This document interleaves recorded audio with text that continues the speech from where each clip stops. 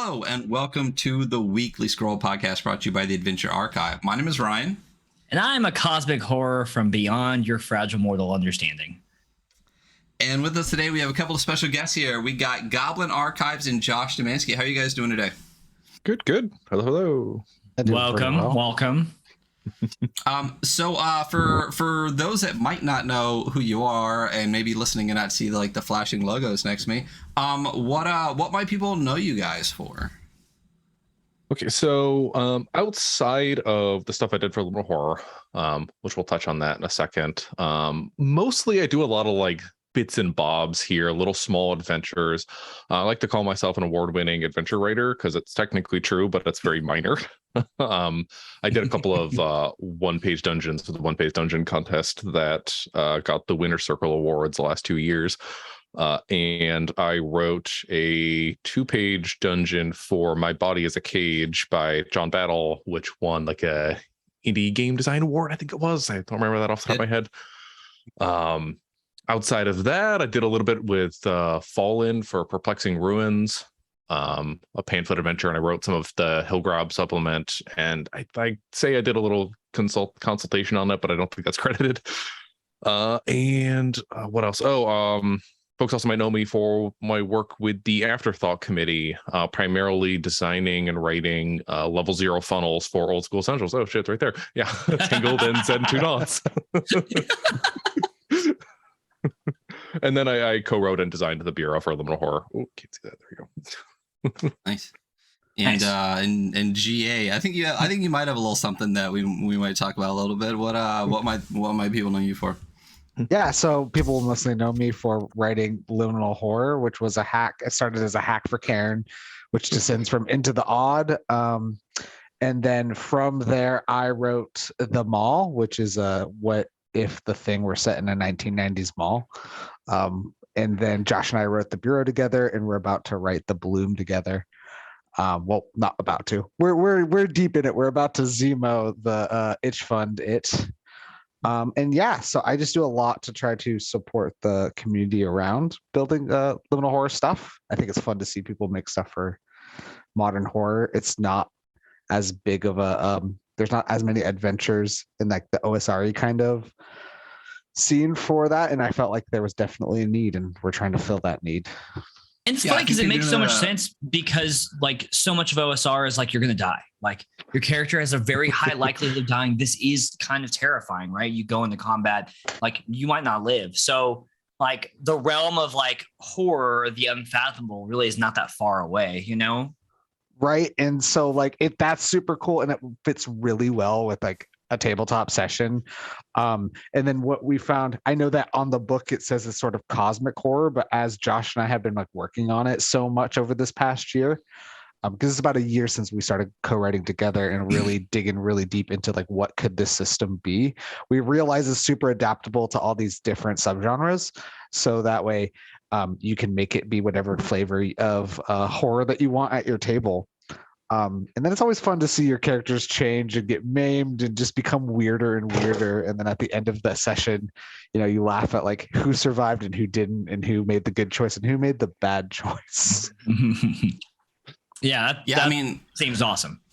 I think you guys said that or you just said that there's not a lot for it, and I really feel like you're changing that, before stream, and I think Hunter and I have talked about it before. I feel like every year, especially around Zemo with a lot of projects, there's themes to that year's stuff, and last year felt like space. I think we even called it the summer of space, and then threw cyberpunk in there too.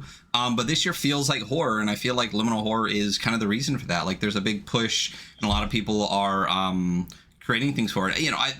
Part of it, I think, is just because it's such an easy system to write for as well. We're big Into the Odd fans, Hunter way more than me, but it's still really, really enjoyable.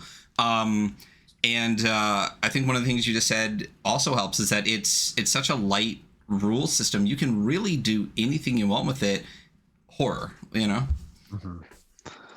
Yeah, and so that's what's been super fun is that it's not bound to one sort of set of themes.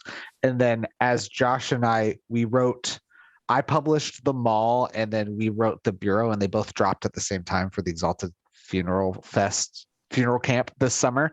And then we talked about what we wanted to do next. And so we helped project manage a Kickstarter for 3 pamphlets by Zach Hazard, Matthew Morse, and Evelyn Moreau. And so that's about to actually fulfill this month. And we did that, and we led that right into a jam that just, I was like, it's going to be, I call dibs on Halloween jam. And then it turned into, it's still going because people are still making stuff for it. Nice. Awesome. And last I checked, there were 67, I think, entries for the Tales from the Void jam. And a few people still working on theirs. I know Christian Sorrell of Meat Castle has just printed their Liminal Horror one. I don't think it's in stores yet, but it's coming soon. Yeah. Which, if that hits, that'll be the first third-party thing to print. And so we're excited to see a bunch of... Congratulations. That's awesome. Yeah. And so there's a bunch of things about to just come. And that our goal has been around to, like, how could we support and grow this? Which is, I've seen it pop up a bunch, especially when the OGL stuff was coming out. But then prior to that, Sean McCoy of Mothership, he's talked a lot about how people should really support their systems or support a system and help it grow instead of like doing a system, moving on, doing a system, moving on. And that just didn't seem fun to me. I chose a system I knew worked. Into the Odd worked. I really didn't change too much. I wasn't as interested in like writing a ton of new mechanics. And I do that with supplements too. And I can tweak stuff in little like appendices. But what's fun is to see people make stuff and play and then get excited for it. Yeah, it's come up a bunch, and when we had a couple of creators like Spencer Campbell, Adam Vass, when they come on, they started saying the same thing. We've made a bunch of games, but now it's time to like go back and really start to make more adventures for it, do jams, do exactly what you guys are doing. I know Disaster Torm's been on Twitter talking about like, hey, systems are great, but how about if you make one and want it to be successful, kind of do what Mothership did, like Sean McCoy did, and the support that they give to their community and the way that their Discord really helps each other and kind of also self-moderates everything has made Mothership freaking like a freaking $1 million Kickstarter or something like that. So I think you guys hitting it right from the beginning, doing exactly like you said, dropping some zines, going into jams, giving people resources. I mean, the whole game is free on your website, right?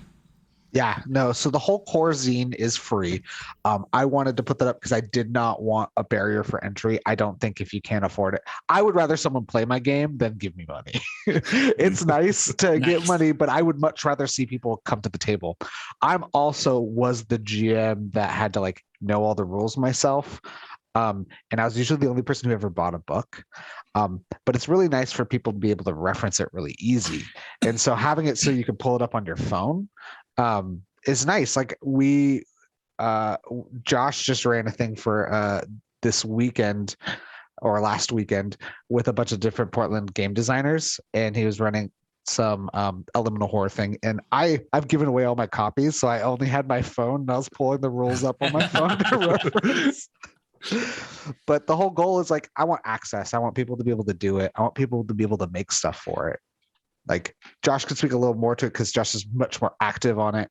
But we have a little channel on the Lost Bay Discord, and people are regularly posting stuff. And we'll give, and Josh gives like a ton of like free dev work, really. Yeah, that's sort of the big thing. Where so this past year, about this time last year, we were sort of gearing up on a couple of different things. Goblin Archives and I were writing the bureau together, and that really came together. And it was like 3 months, outside of the initial pitch. And, the mall was also being worked on, and I was doing writing and design work for Tangled at the same time. And so it was just this big, 6 months of crunch outside of my day job too, until July when they both released. And it was like a sigh of relief. And so from there, the whole big turn is like, all right, put all of this effort into making this damn thing. Let's help some other people out. Let's get a little bit more community engagement. Let's do what we can to have other people, realize their dreams or whatever, get their goals, get their own things printed, So the jam went out. I've sort of opened it up. Anybody can contact me. Get on the Discord there, the Lost Bay. It's hosted by Ico. The podcasts of the same name and the system of the same name. We have a little channel there that's like the Liminal Horror Central. So I'm on there pretty much every day answering what I can when it comes up. And if anybody wants to send me a draft or anything, as long as I've got the time, I'll go through and I'll do basically a free round of dev editing. Just high level stuff, what works, what doesn't work, at least from my opinion. Everybody's free to ignore it. And I think I'm over half dozen, maybe 10 things that I've helped out on in some regard. Even if it's just a few minutes to say, hey, this looks good. I mean, that's awesome. I think like we've learned from like Merkborg and Mothership and other systems, and even Dungeons and Dragons, that like the community support and like the material made by the greater community like lends itself to a better experience of the game and like a better experience for everybody, and more success for the game for y'all. So that's super cool. And I remember starting out with people just taking a look at my stuff and like talking about it and talking with me about it and how much that helped me be like, okay, I'm going to try this. I'm going to do it. And so anytime that we can offer that too, I'm always happy to do, because it's fun to see people make things, and then especially see people make things and then bring it to the table. Even if the only time it ever gets played is when they play test it, that to me is a huge success, because that means it came to the table. And table play to me is the number one most important thing. Also, horror, it's such an interesting, like underutilized tabletop genre that is so like individualized. Like what I find terrifying and horrifying may not match up completely with you. And if you're like a good enough storyteller, I could sit at a table and I could make it scary for you. So many experiences to be had in that space. So, one question I had right off the bat, GA, you wrote Liminal Horror. When did how did you and Josh meet / get together / become kind of like co-writers? Honestly, partners, yeah, for sure. Partners. I got a whole story if we want to rant for a little bit. Yeah, I could do the lead up to that. But yeah, now to the point where we're a partnership, like we're co-writing this, we're going to co-design the deluxe edition, which will be coming out within the year.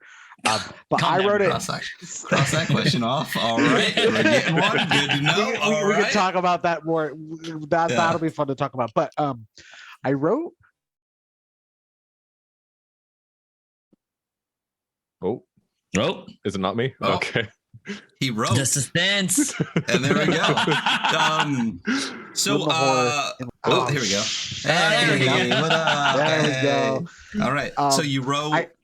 I spent like one day just writing a bunch of different taglines for like, why don't I try remaking Teenage Mutant Ninja Turtle Palladium? Why don't I try doing this? Why don't I try doing this? And then I listened to Yohai talk on the Lost Bay podcast, and I was like, oh shit, I can do this myself. It inspired me. And then I chose to do Karen because I loved Electric Bash-Line, and I knew it worked. And then I sort of was like, okay, what would work really well? And looking at sort of the field of the types of systems I like and the types of genres, modern horror was like a gaping void of like, there's just nothing right there for like this kind of thing. There's Call of Cthulhu, there's that kind of stuff, but that's not the kind. I was like, not wanting to do trad games, I wanted to do that. And especially how that has sort of mired in sort of the bigotry and like the transphobia and that stuff. And I really wanted to explicitly make Liminal Horror sort of stand against that kind of thing. And so I wrote it really fast. I taught myself how to do layout. I put it out there. It got sort of well received. People liked it. I got it into print thanks to Jarrett Crater. And then sort of that winter I started writing the mall, and then I got a little DM from Josh while I was waiting to get my meds. Oh yeah. So on my end of things, I haven't been, like playing tabletop RPGs for all that long, considering the length of my life. I think I started getting into it in about 2016 and didn't like sit down at the table and play a game until about 2018. So it's quite a few years now, but that was, my first RPG was not the Dragon game, but that was the first campaign immediately after that first game. But I was doing a lot of like, trad stuff. And then the big shift happened when Tuesday Night Games and the Mothership community arranged, Dissonant Whispers, the adventure anthology book.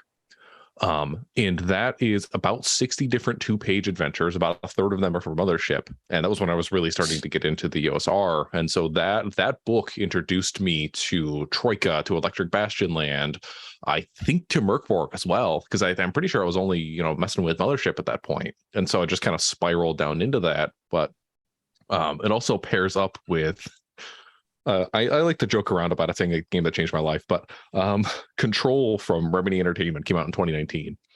And the way I describe it is Control is as if somebody took like the game that I want specifically and made it just for me. So after Control comes out, I start messing around. I'm like, hey, I don't want to run D&D 5th edition anymore. I fucking hate running this game. Yep. It was just so time consuming because I built a custom campaign and all that stuff. And we played for, I think it was like 6 to 8 months on that campaign. And it was a blast. Don't get me wrong, but it was just so like time consuming. So I was playing a bunch of other different stuff and I started seeding this world for an eventual campaign that I would run. I think we used a little bit of Monster of the Week to set it up, but it really came into The Strange from Monty Cook Games. And I mashed the Strange and Control together to create this I don't know, universe to base it on around, was it the Federal Bureau of Information Research and Defense, or BIRD for short, which is sort of like the proto what would become the Bureau. And so I ran a campaign using that. It was kind of shitty. It was basically second time GM mistakes that I was, running into that. And then COVID happened. So my at home game, the in-person game, just disappeared. And so that's kind of when I started getting into the OSR and started writing that. And then it must have been the summer of 2021. I was working on this project that I called Project Synchronicity for short. And the whole idea was that was going to be an Into the Odd hack and a module basically being Control, being something off of that.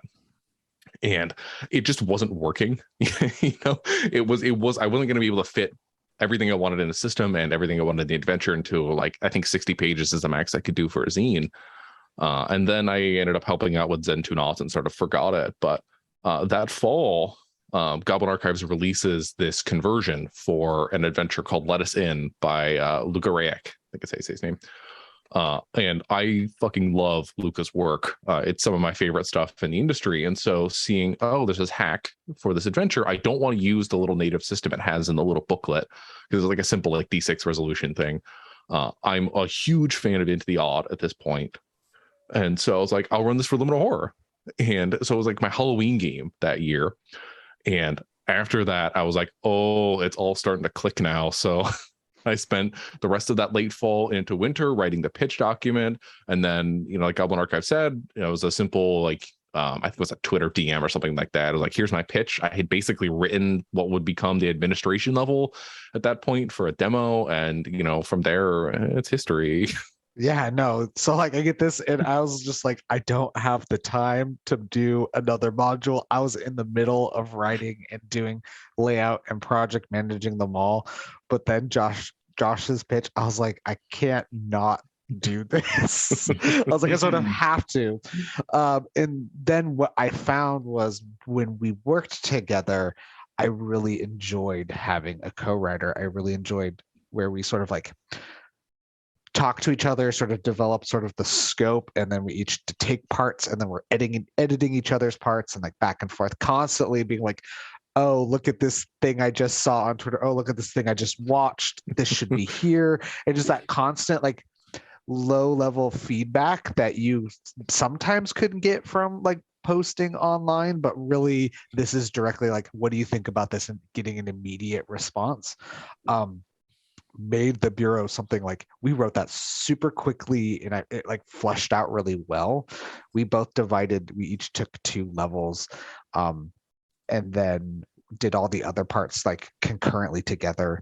And and then we're able to really make something that's pretty unified. That it helps that it gets weirder the farther you go. To me, it's always goes down, but technically the bureau goes up in the building. It's hard conceptually for me to figure out, but and so there was that, and then it's just nice to have someone else to work on, especially we both have day jobs that take a lot of time. And so then having it so we can constantly be motivating each other, holding each other accountable, but just like have someone to bounce fun stuff off of. Be like, I think this should be here, and then like taking that and running with it, and then tossing it back to the other person to finish up is just like made things that are to me better than what would have done just on my own, especially in the scope of time that it happens. Yeah, definitely. For sure. Very cool. One thing you said is something that kind of struck me with Liminal Horror is, so Call of Cthulhu exists. It's a game. It's out there. People play it, especially people in Japan. But this felt, at least thematically to me, like a modern kind of Call of Cthulhu idea, in that it felt like there aren't a lot of games where it's like the old ones are literally right here. You know, was there any thought? I know you said that... I mean, Call of Cthulhu, it's steeped in a lot of things that I prefer not to play, and it's one of the reasons I don't really play it a whole lot. Was there kind of a lean, like I think you said specifically, like you were leaning away from that idea? Was there any influence whatsoever besides like not being that? Well, I think what Call of Cthulhu proved is like this stuff and this themes and these content works at the table, right? Like that's what it really shows, right? It shows that like D&D does to fantasy, what Call of Cthulhu shows modern works just as well. Especially dealing with horror. My big push away from it, especially, was with sanity. How turning horror into being a mental health thing and mental health stigma, and your mind breaks and you get this disorder, like to me always felt super icky. It's like super weird. It's not okay. No. And so, and then I guess, so what directly came out of the only true thing that is different about Liminal Horror mechanically than Cairn is, other than just like being modern and having guns versus having bows and arrows and swords, is the fact that there's this stress system that is sort of like horror damage, that instead of, if I was trying to make a Call of Cthulhu OSR, I would have had it be that then you get your sanity gets broken and you get something. Instead, what I leaned to that has ended up really working really well is Fallout, where if there's too much stress, you become weird, you become different, you become more like the bad things. And those are all narrative, and they're all meant to be like narrative hooks that you could technically run with and do a whole nother session on, trying to explore. Like there's one that's a door that follows you that like you can't open yet, right? And like what happens when you do open the door? What comes out of it? You know, one has a god growing in your stomach. Like it has all these weird things that like push you to being weirder and weirder, and sort of inadvertently made this theme that we ended up with, where liminal being change and things changing, it's about how your characters are changed like afterwards. If you ran multiple sessions, like the people who come out the other end can't really hold a day job probably, because there's all kinds of weird stuff, or they can't ignore the weird stuff that happened. But I'd rather have it be that than have it be their mind was broken and they developed another person. Like that to me just isn't fun and just feels gross and offensive to the people I care about. So that sort of was how I pushed against. Funnily enough, you said Call of Cthulhu is huge in Japan. I actually translated. I paid someone to translate it into Japanese. And it's, you know, it sold pretty well. It paid for itself over there, but I haven't yet got over the next hurdle to get it a wider audience. Because I was like, oh, this proves that there's people who want this kind of game there. Absolutely. Yeah, reading through Liminal, which we all will after this, if you're watching the podcast or if you're watching the VOD. Yeah, that really did stand out to me. I actually have on my notes that the lean to Fallout as a narrative thing instead of mental illness, and how cool the idea is. And I think a big thing that my friends who played Call of Cthulhu had an issue with was like over time, it's like your character just gets fucking worse in almost every way. And then you just retire it eventually. And it's not altogether super interesting.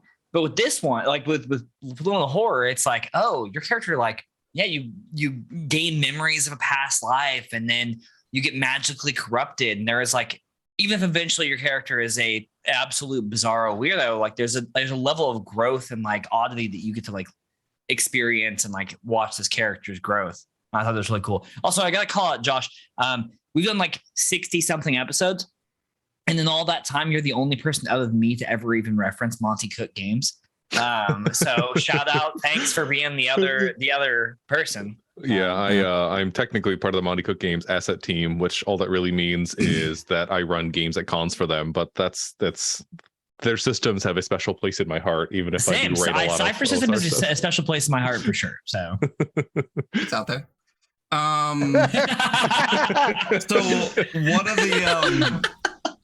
one of the things that you said that Hunter said too, like that was, I mean, obviously, you know, when you read it and it really says, you know, basically it's an into the odd hack, but you add stress and stress fallout, you jump straight to the stress and fallout section, and reading it, exactly what you said and exactly what he said is what really struck out to me. The great thing about that is, like, I don't now like have like the shakes or something forever, or like you said, some mental illness, but each of these fallouts are an adventure seed or adventure hook, like you said with the door, that is such a good concept to use that any game designer should really think about using in game, because, like, you know, especially smaller OSR systems like this, there's an impetus on the DM in a different way than something like D&D. Like, you don't need to prep as much, but you need to be like, I think the improv needs to be better. A lot of like the story stuff, there's a real big impetus on you to kind of not push directions a little bit, but like explain consequences a little bit more, I think, which can help the story direction. And I think having these fallouts is a genius idea for story hooks and for adventure seeds that can go in crazy directions that you never thought of. Yeah, and another thing that we've found, so the ones in the books are great. They're almost all of them are call outs to like different like media I like, which was really fun. But my big recommendation to people, I have a whole document that sort of is like an adventure writing primer, or like how to write things for liminal horror advice on like what to twist, what to bend, what to break, because a lot of things can be removed and switched out to reinforce different sort of horror themes. And one of the big easy things that I always recommend for someone writing their own, if they're going to write it that's going to be a little bit longer, is write your own fallout that ties with whatever the session is about, right? Whatever the monster is, whatever the horror is, write your own fallout to sort of like relate to that, to just get an extra layer of reinforcement. And that's what we did with the Bureau. And then do your own character creation, custom character creation, choose your own backgrounds. Yeah. Okay. Uh-huh. Okay. Yeah. I think you're frozen. So speaking of the Bureau real quick until we get Jay back, so the layout of the Bureau is fucking perfect, by the way. Like, it actually looking like a manual, like even like the blood spatters on the back. I think you said, like, it gets weirder as you go in and you hit stuff that's like, well, first of all, I mean, the font, you know, you pick, it looks like it's typed up like a government manual. There's a lot of stuff that's like circled in red, like someone actually wrote like notes in the margins. Like, it looks like an in-world thing that has been through the adventure itself, and that's just gorgeous to me. I think we lost Jay completely. Oh, there we go. Whose idea, or was it, or do you do most of the layout generally for that? Yeah, so I did the actually, hold on, is this gonna mess up the overlay? But you know, they can see us close enough. Where am I? Where's Hunter? Yeah, split in half. Fair enough. So we'll just make sure that he has a link and can get back in when he gets a chance. Yeah, fair enough. For those in podcast world, real quick, just so you know, we lost Jay for a second here in the thing, so we'll get him back here in just a moment. His computer froze. Apparently he's restarting right now, so it'll be a minute. Okay. In the meantime, I did the layout and design for the Bureau. We had Zach Valpin come in to do 5 pieces of art through that, and we were self-funding the Bureau. We had a very limited budget as a result. So no crowdfunding, anything. It was straight out of pocket. So we had a very limited art budget, and we were like, let's focus on some really, really high quality pieces of art to put in there and just do a few of them.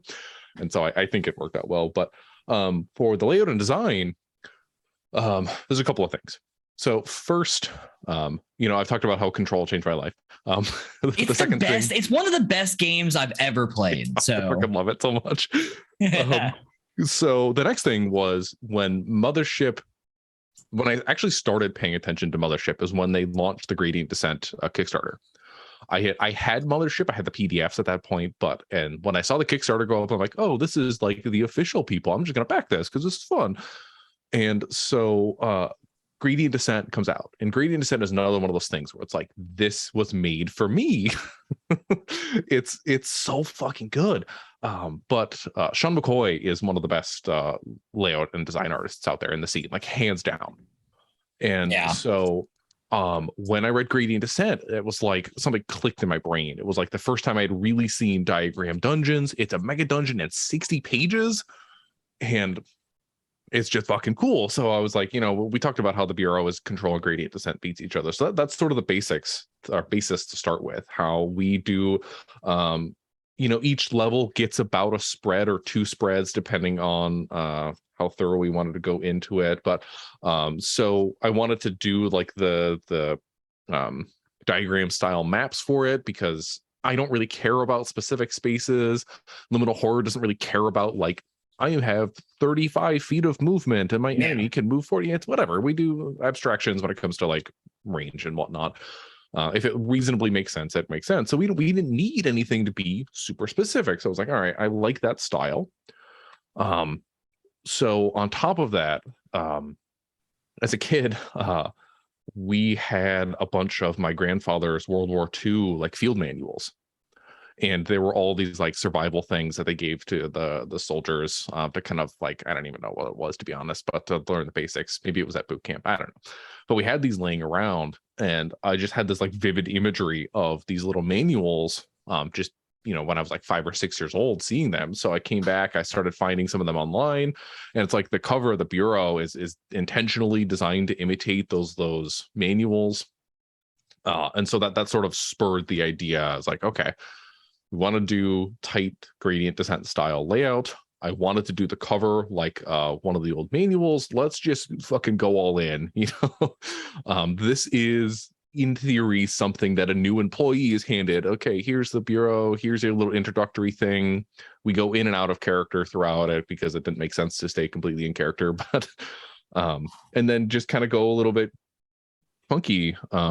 If I had all the time in the world, I would have kept iterating on it, but I think I got close to what I was looking for, beat up paper, bits that look like they're scanned in there, red pen and stuff. It was just fun to do. And I think, it makes the book an artifact as well as something that you can use at the table. So it helps you establish the mood a little bit better, I think, at least. Yeah, no, totally. It super does. And G, so we kind of got caught off there by technology. So what were you saying?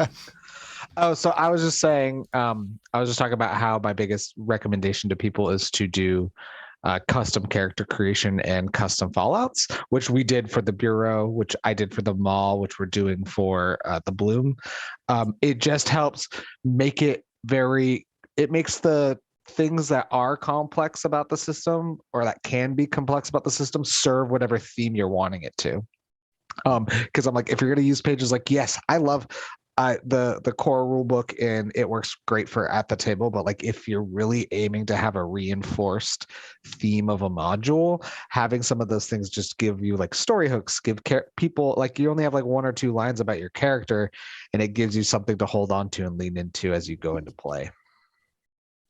Yeah, I mean, they're great tools to use for that, exactly for what we were saying, like the adventure seeds, all those kind of things. So being able to customize them for the table that you want, because as Hunter said in the beginning, horror is completely subjective. There's things that I don't find scary at all, and there's weird dumb shit like the astronauts coming over the hill in ET that terrify me, that you can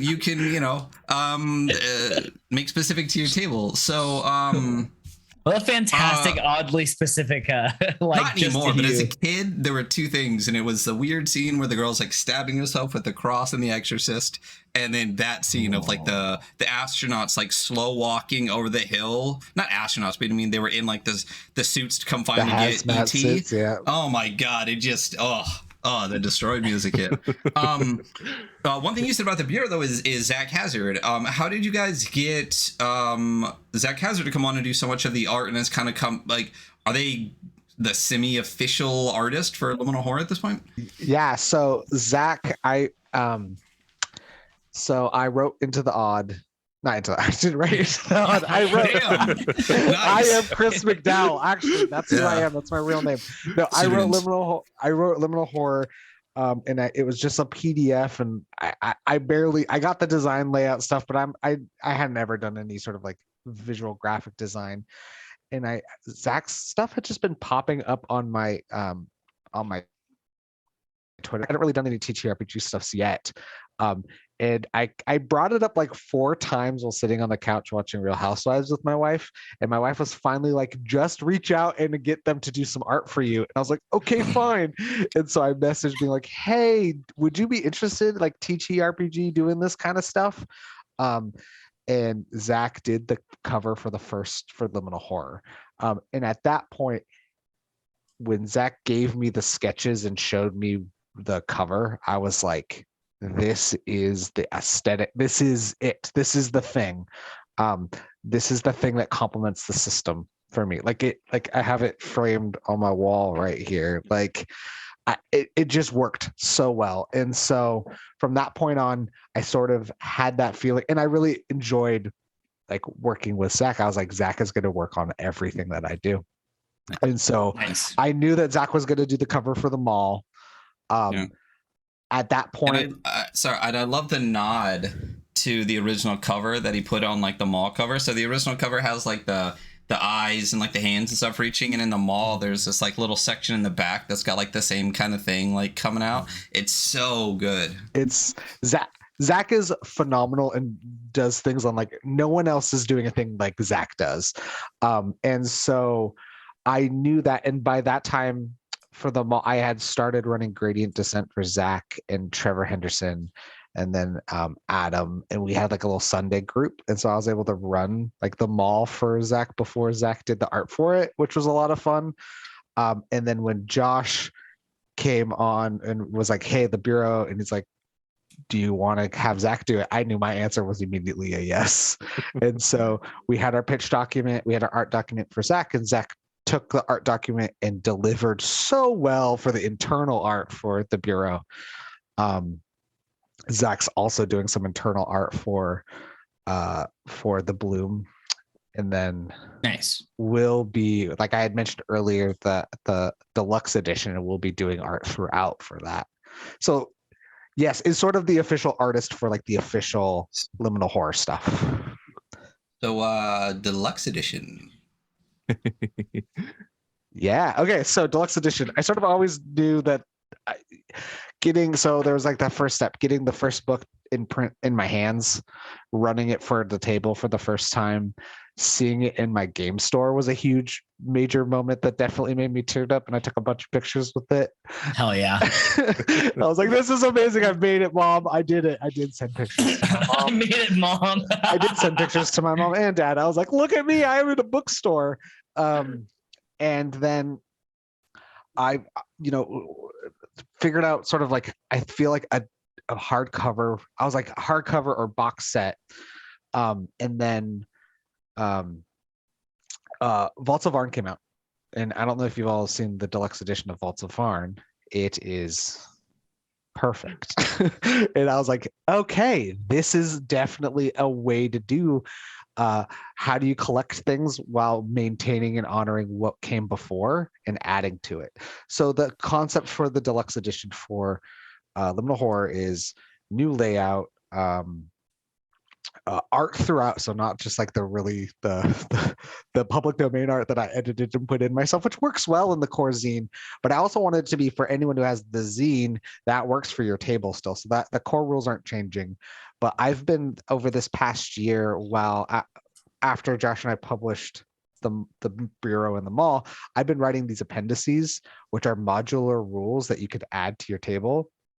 Flashbacks, funnel rules, void crawl, vehicle combat, just things that like add an extra layer if you want them, but are not necessary. So just like tools for your toolkit for a type of session. So if I were running a session for my table, and we're deep in it and we've battled some monsters, but I'm like, okay, I want to do a heist session now. I'd have tools in the deluxe edition that could help me run that, and that could be implemented just for a session and then taken away, not needed. And then Josh and I have an idea for some new starter adventures to go into it as well. And so just just like a thing that expand factions, expand some more advice on doom clocks. So keeping everything so it's compatible with the zine, but make it something truly beautiful in a hardcover and with art from Zach throughout. So that'll be coming sooner rather than later, right? Like timelines are definitely weird with shipping and delivery, but that is the next project we will start working on after we fulfill the bloom. So the bloom. This is the thing that's coming. It's been flashing next to here. This is you're choosing to itch fund this. So the bloom, as far as I get to read the press kit and stuff. It's a loose kind of follow up to the Bureau. Is that correct? So what can you tell us about the bloom right now? And when is it exactly starting to itch fund? So the bloom, the basis of it, like you said, is the Bureau. It's not necessarily a direct follow-up, but there's a through line that kind of continues from the Bureau. Primarily, it's because, when the Bureau, that's Control, the tabletop RPG, and I wanted to make Alan Wake the tabletop RPG.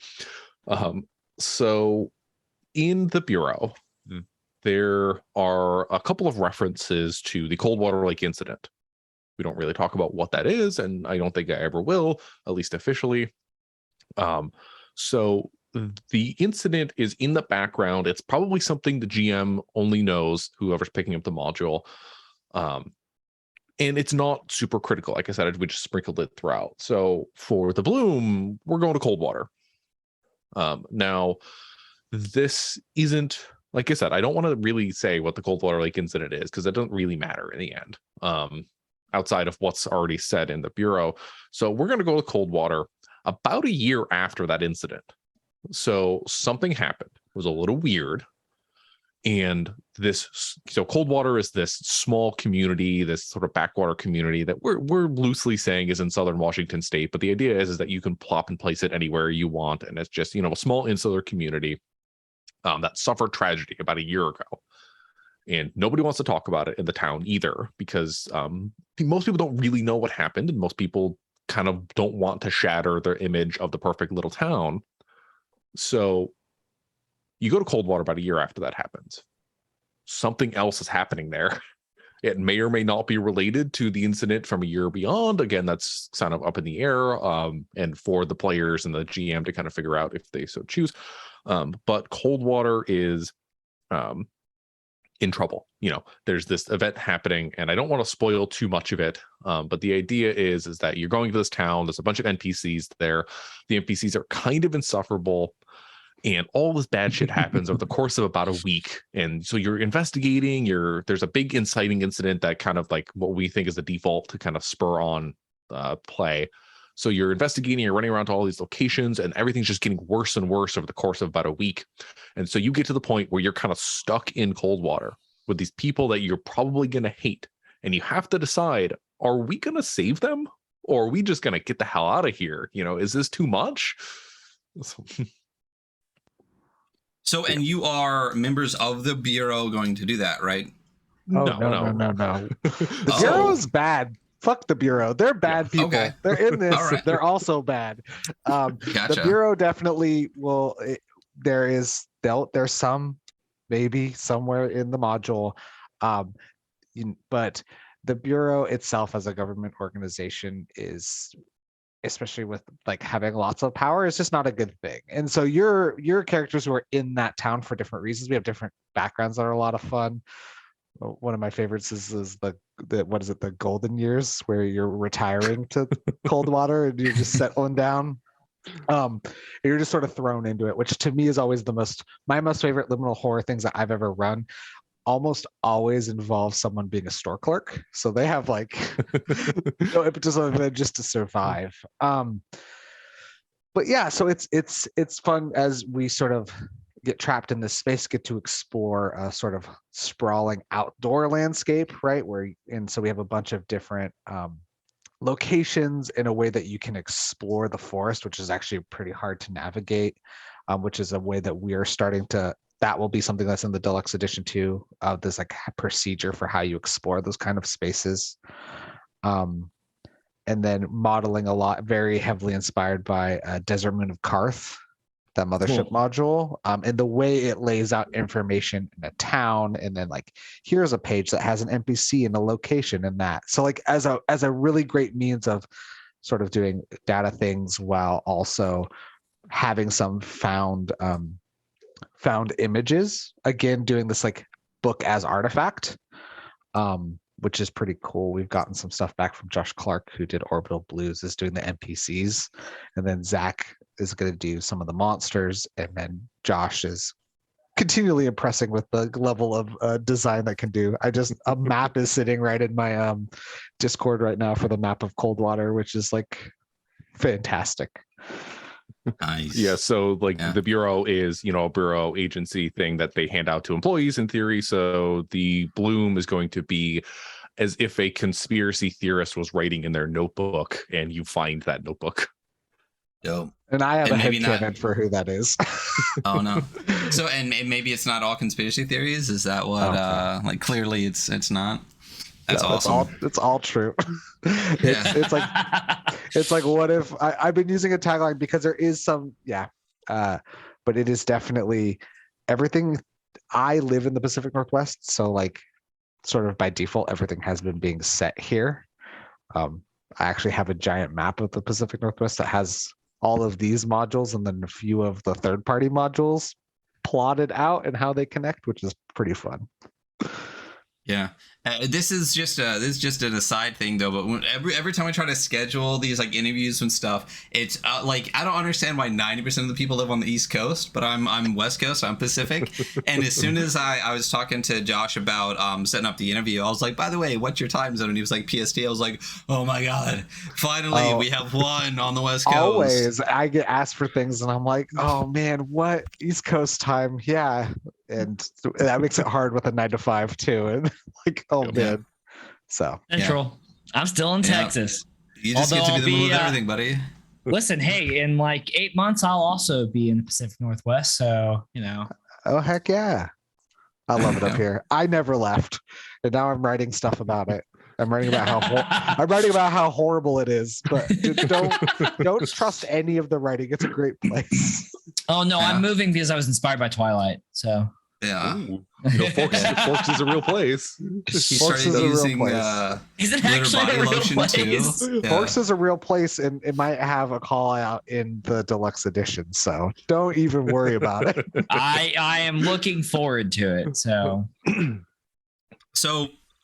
one last thing I wanted to ask about is Zed into Not is very interesting. First of all, this has got to be one of my favorite covers of all time. The art is just fantastic. Because the first time I saw it, it took me like it took me like 3 times to be like, wait a minute. Like if you really look, I'm like, oh, that's terrifying. Was there any through line from this to Liminal Horror in that like this is fucking terrifying? Like it's alien spaceships, like shapeshifters stealing like apprentices and stuff. Like what?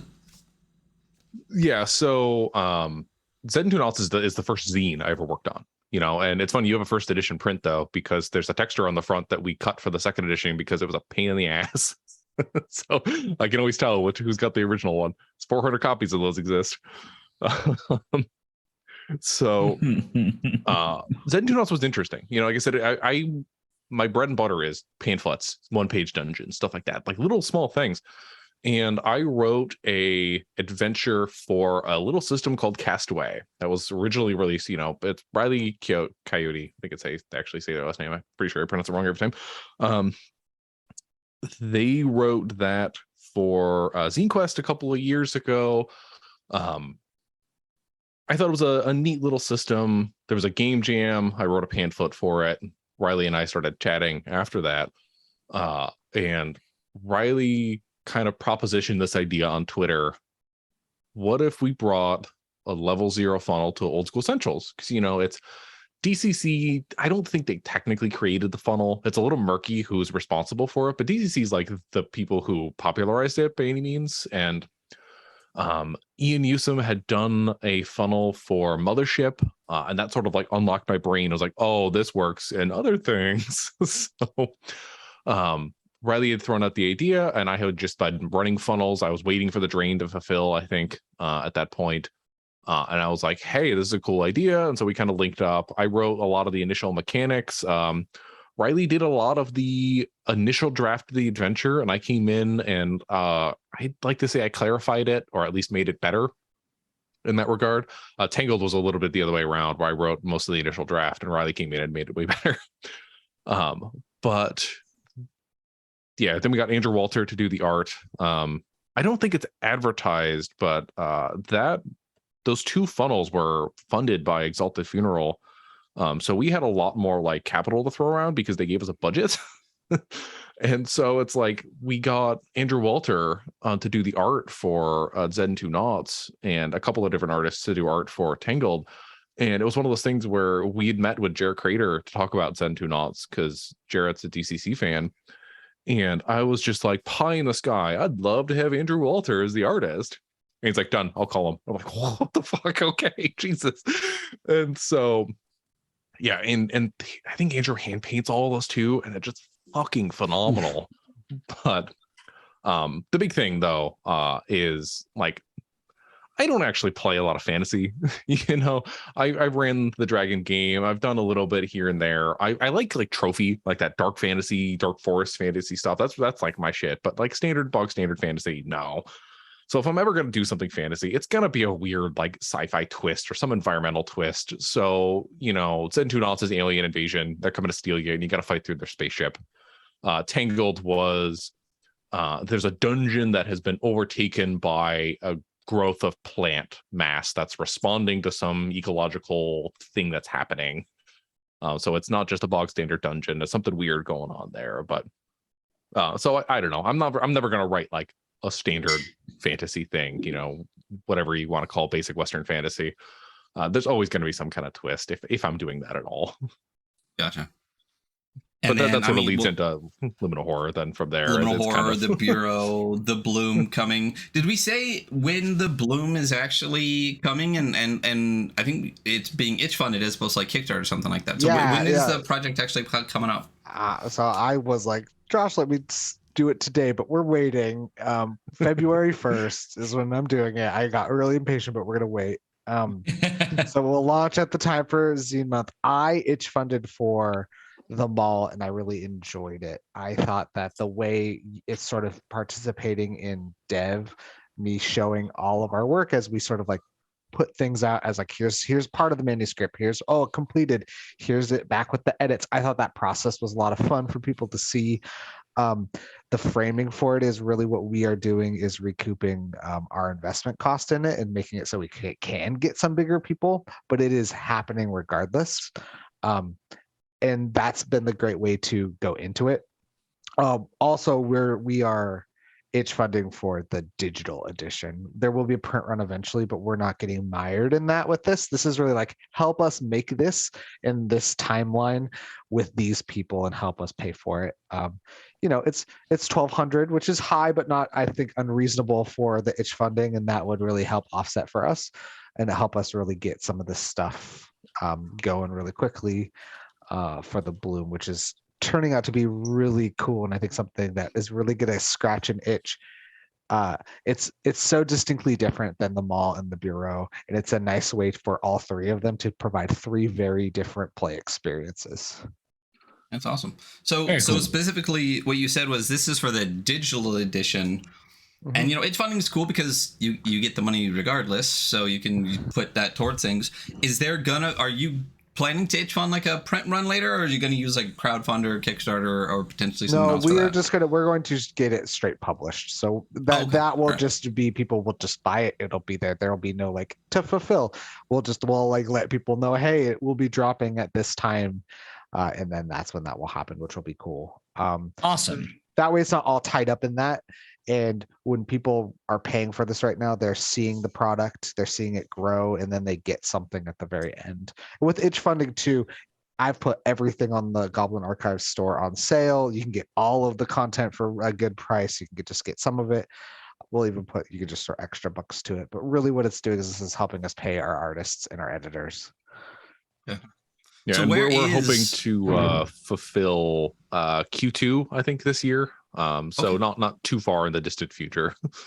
Well, I mean, especially when you're not, running a print run, without paper and distribution, all that kind of stuff, it makes it just a little bit easier to just get the project done and put it in people's hands. So that's fantastic. absolutely. Right. And we'll do the same thing where I then go over it and try to internally link. I'll internally link everything. I think that's really important for a digital product. I think everything needs to be clickable and go. We never talked about that on the weekly Right. scroll. We don't have anything to say about hyperlinks or anything in digital products at all. Yeah, I've never heard anyone on the show make any comments for or against that. No, I claim it as my legacy in TTRPGs, and I can point to at least 4 projects where people have messaged me and been like, "Hey, because you bitched about this, I made sure it was super hyperlinked," and I was like, "Yes, you're welcome." I think everybody. it's important. I remember there are times early on, especially huge books, right? And I get it's harder when not to name names, but I was trying to run Scum and Villainy and trying to or Band of Blades, and trying to jump around that on a digital copy was a nightmare. I love both of them. I've ran so many fun adventures, but trying to navigate that proved to me, I was like, I will never put a thing out that isn't clickable for every goddamn thing and have a page number internally always.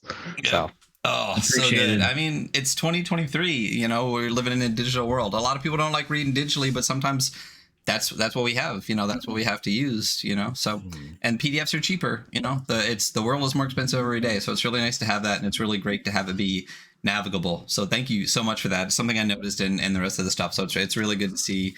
And then, when we go through this, we won't have to bitch about that. So that's really, really great. So thank you. So where is, you said it's all going to be on your store. So what is the Goblin Archive store? Like what's the itch that the bloom is going to be on? Where can we find all this stuff? Okay, so all of the official stuff is sold on goblinarchives.itch.io. So that's the Liminal Horror Corzine, the Bureau, the Mall, and then the Bloom will be there as well. You can find a bunch of the different appendices there too, because I put them out into the jam. So you can sort of get a preview of about the kinds of content that's going to be in the deluxe edition. All 3 of those are currently in stock at Exalted Funeral right now too. So if you want physical copies, get them right there. And the physical copies also come with PDFs from Exalted Funeral as well. I also have Substack. All of it, if you go to the Goblin Archives page, I have everything linked there. But there's a newsletter, there's a blog, and there's ways if you're interested in liminal horror stuff from a facilitator standpoint of running it. Those are fun to follow because I give insights into stuff and share what's coming. That's awesome. And then Josh, are you primarily working on, you guys are partners at this point. As far as, I know you do a lot of one-page dungeons and some other stuff too. Are you pretty much just zoned in on Liminal Horror right now, or do you have a couple other things, a couple other plates in there as well? Little B. There are 2 unannounced projects that I'm doing a little bit of work on. One a full thing. I think it's a pamphlet. I got to check in on that. But the other is a unannounced adventure that I am helping write as part of the Afterthought Committee again. From there, I don't know. Come hire me. I don't actually have time for things, but I never say no to a project. So, hey, listen, if I could actually get my game, out the door, that would be fantastic, and I'll let you know if I ever do. But hey, listen. So February 1st, the Bloom's coming to Itch, and it's going to be on the Goblin Archives Itch page that we just talked about, right? So yep. Goblin Archives Itch page for the Bloom. Super excited for this. Really excited to, at some point, maybe get somebody to run this. I know Jason, who is the primary GM on the Adventure Archive right now, has run some Liminal Horror and really enjoyed it. So, maybe at some point with some new stuff, we can have you guys back on, and maybe someone would like to run it sometime, maybe. Heck yeah! It's really fun. Well, there's a bunch of really fun stuff. Metroscape Bloodbath by Logan Dean is a really fun one just to run. laser tag, and roller rink horror. Can't really go wrong.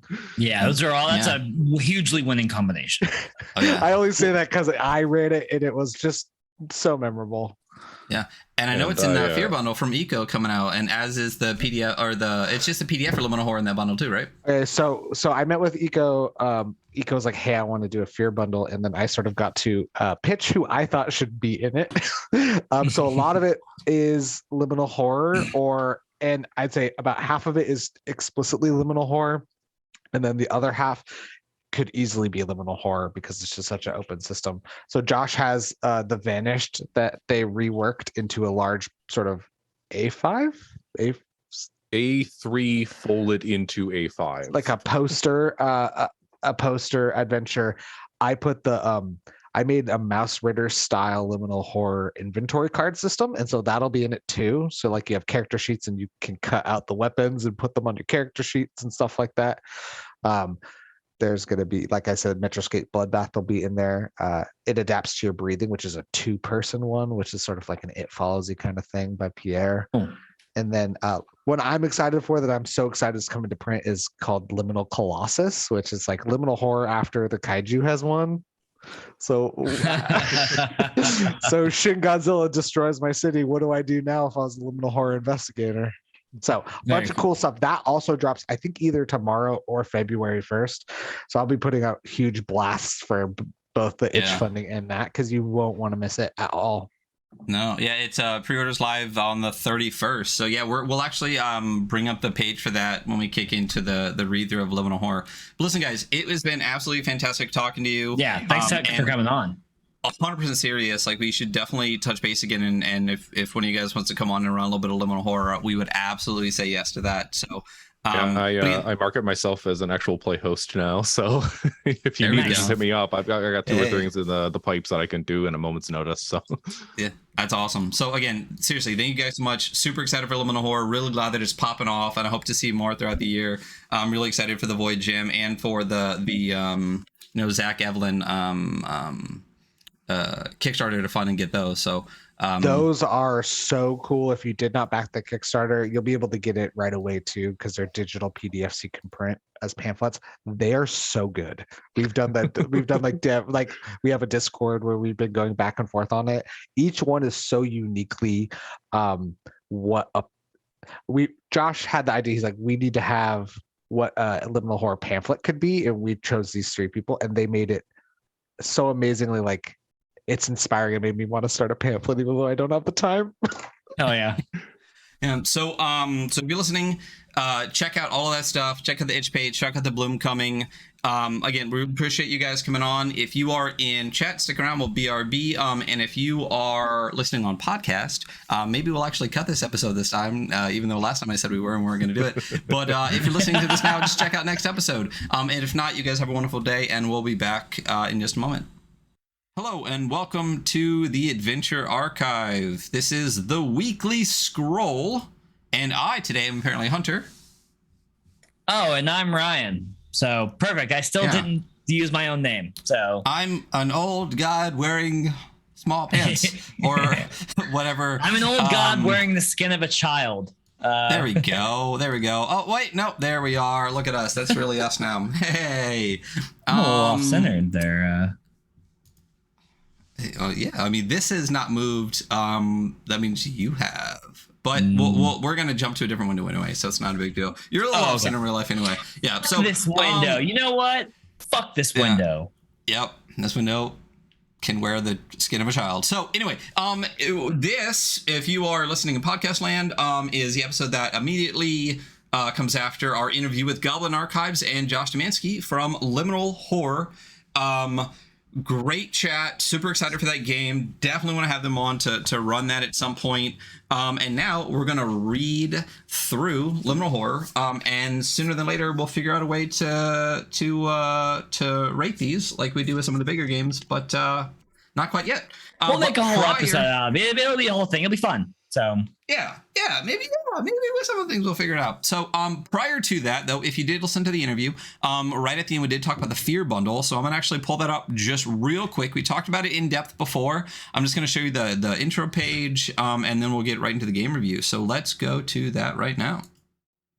Let's do it. Let's go do it. You're off center on this too, so I think it's your camera. No, I'm centered. Look at my background. Yeah, but you physically. It's fine. I'll move you. I got you. For those in podcast land, I'm just moving Hunter around in the thingy. There you go. You're perfect. So we are talking about the Fear bundle brought to you by Eco. This is their second bundle, and I've talked to them, and they're going to do a couple of different. They're going to try to do a different bundle every couple of months. So this is that one. And what I'm doing right now is just getting to a point where I can actually have it shown on stream. We're getting there. We're doing stuff. We're doing stuff, friends. We're doing friend stuff. We're doing besties. Friend. Yeah, because that's what we are. We are besties. Look at us. So this is that, and this is what we're doing. So this is the Fear bundle brought to you by Eco. Again, as I said, they're going to be doing a bunch of different bundles throughout every couple of months. And this one happens to be very liminal horror based, as GA was talking about. They got to have a lot of input into it. And as I said, this is the year of fear, I think, for a lot of these projects. And I'm very, very excited about that. This is not really my genre, but I'm really excited to kind of lean into something maybe a little different, maybe something that's I think this is where I think I'm going to be moving more into like horror stuff coming up. Yeah. I think I can expand my like bullshit edgelord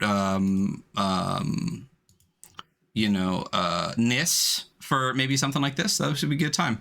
So again, talking about that, now that I finally got it on the page, look at us stalling. This is a spread of the entire Fear bundle on the page. The page is actually at thelostbaystudio.com, which is where you can find not only all of this stuff, but you can find links to the podcast Eco does, the Lost Bay podcast, which is fucking phenomenal. Amazing. But the Fear bundle has, well, let's say 11 different supplements in it from a lot of different designers. Liminal Horror is in it. There's a lot of stuff from Liminal Horror. There are the cards here that he was talking about that are mouse reader styled inventory. The Kaiju post-kaiju world Liminal Horror adventure, which sounds fucking amazing. That's a pretty good idea. Yeah, cannot wait for that. The Metroscape Bloodbath pamphlet from Logan Dean. I have that already. I'll have 2. If you don't have it, I'll send you 1. It's so fucking cool. Like, I really, at some point, I would love to have Logan Dean come on and talk to him about the company. So that would be really, really fantastic. But overall, and even Eco has thrown some dungeons and stuff in here.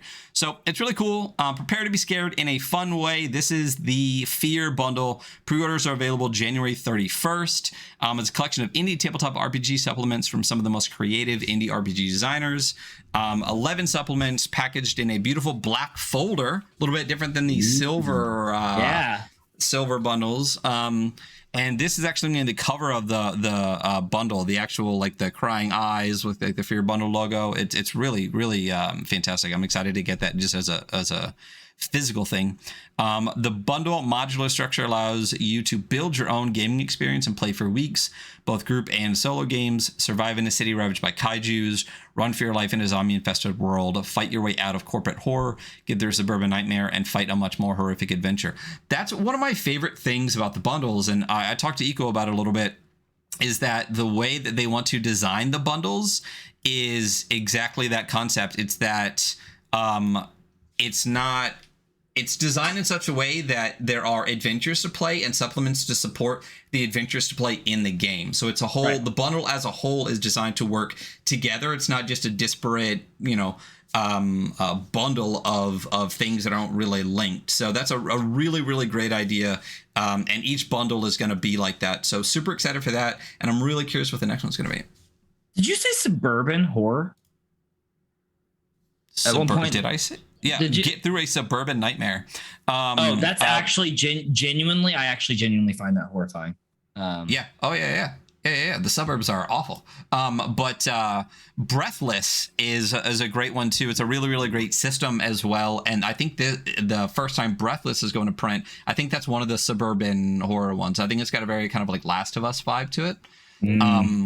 So really, really excited for that. I do have Breathless in PDF, and it's a really interesting system. And there's a lot of it's one of those games that they dropped and immediately dropped. Like, here's also an SRD, make some stuff, and a lot of people did. So it's a really, really cool one. Excited to get it in print for the first time. So this is going to be just a really fun, interesting bundle. I mean, so far Eco did the Emil Bovin bundle, which was fucking gorgeous. We unpackaged that last week. They did the www Winter Wild Wonderland Wicked Wanderers Winter bundle. Yes, the Merkborg bundle. Yeah, we got it. Which had the Merkborg bundle. Sure. Yeah, it had a lot of really great stuff on it, but again, same thing. Like, there's a lot of Merkborg stuff out there. A lot of stuff in it was fantastic, and supplements to support it, which is really cool. So really excited for this. Really excited for the bundles that are coming. We'll be fucking talking about every single one of these. First of all, because Eco is a friend of the show and just an awesome fucking person. And second, because these. So cool. Even if we didn't know Eco and those things, these are fucking awesome. And the price point on these is fantastic. I mean, they're generally run like $40 to $50. So for the amount of content you get and the quality of the content, fantastic. And even with the international shipping, it's a great deal. So that's it. That is the Fear bundle. It goes live. What's today? Tomorrow? Is it tomorrow? What's I'm today? afraid right now. So in a way, it's already live. It goes live on Tuesday. So we'll probably talk about this a third time, but we'll see. So anyway, now we are going to kick into the actual thing we're talking about, which is Liminal Horror. So this is very in your wheelhouse. Yeah.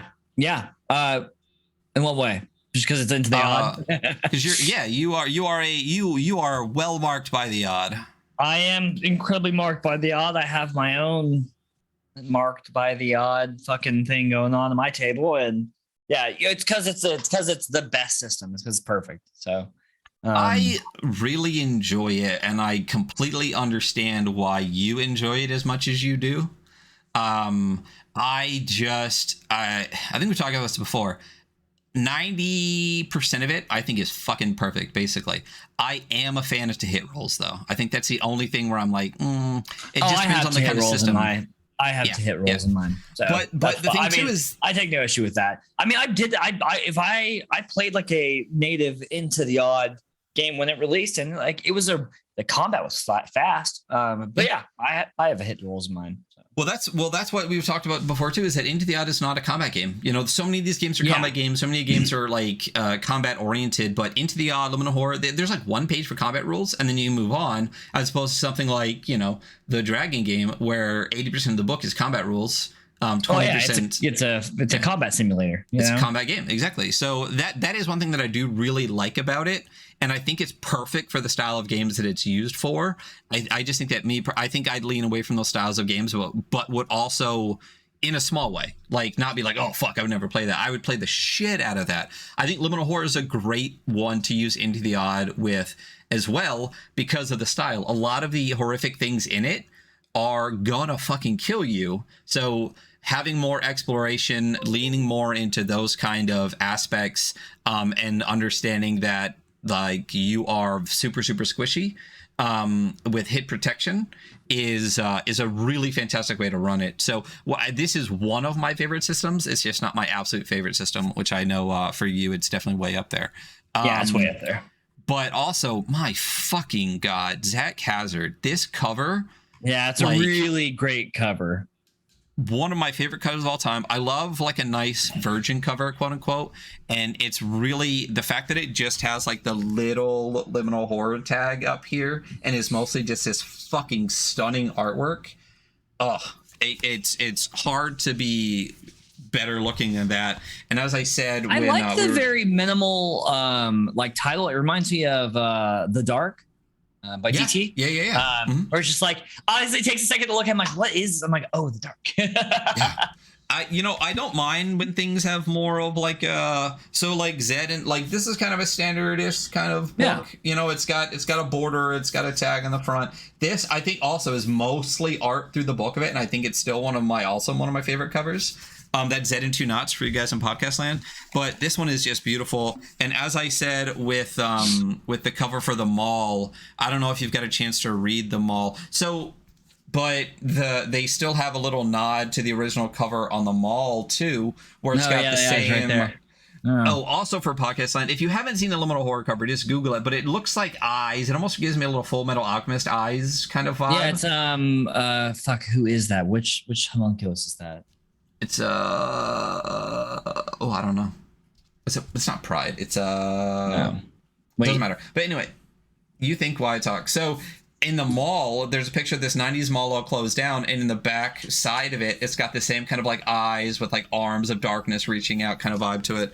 So it's yeah. So anyway, cover Zach, fucking gorgeous. I love that. We've talked about this before too. When a game can find its artist, it's so fucking fantastic. Like Troika with like Dirk Detweiler or Dirk Lichty is such a good match for that kind of stuff. It's Zach Hazard amazing for this. cover. Yeah, absolutely. Yeah. So it's it really is like, and we've talked about this before, the importance of like we do judge things based on their cover. Like that's how you invite. That's how you set the vibe. It's how you invite people into the game. It's how you advertise what kind of tabletop game it is. Well, not only that, I mean, art is, human beings, we're dumb. Like especially we're yeah, exactly. So we're pulled in by pretty shiny things, you know what I mean? So I don't remember, I say this all the time, we've talked about this before, but I repeat myself a million times. I have bought games that have like meh art and like meh covers, and they're fucking amazing games mechanically. Yeah. And they're not super successful as far as like funding things, you know what I mean? Even adventures and things too. And I've also bought games that have beautiful art and gorgeous covers and been like, meh, it's a game. Oh, I have a ton of those from Kickstarter, especially. I'm like, oh, this looks awesome. And I got it. I'm like, And the Kickstarters, a lot of those will back for tens of thousands of dollars and you get it and it's okay. So that's the thing. Like, I feel like if more amazing games and more indie creators had bigger art budgets, there would be more games blown up across the indie space. It's just unfortunate that there are a lot of, this is just the world that we live in right now. Economically, it's not really easy for people. And a lot of people that have genius ideas are really kind of held back by that. And it's really unfortunate. I wish there was. Yeah. But moving into the actual game. Yeah. Well, this is all to say, this is just the cover, and then everything inside is basically public domain. So even the cover itself is just super important. Beautiful. But amazing. As you said, moving into the game. So, first thing we got to talk about, table of contents. Mm-hmm. It's hyperlinked, It is. Look at, you can't see it. Look at the hand. Look at the hand going, it turns into a hand when it goes across the hyperlink thing.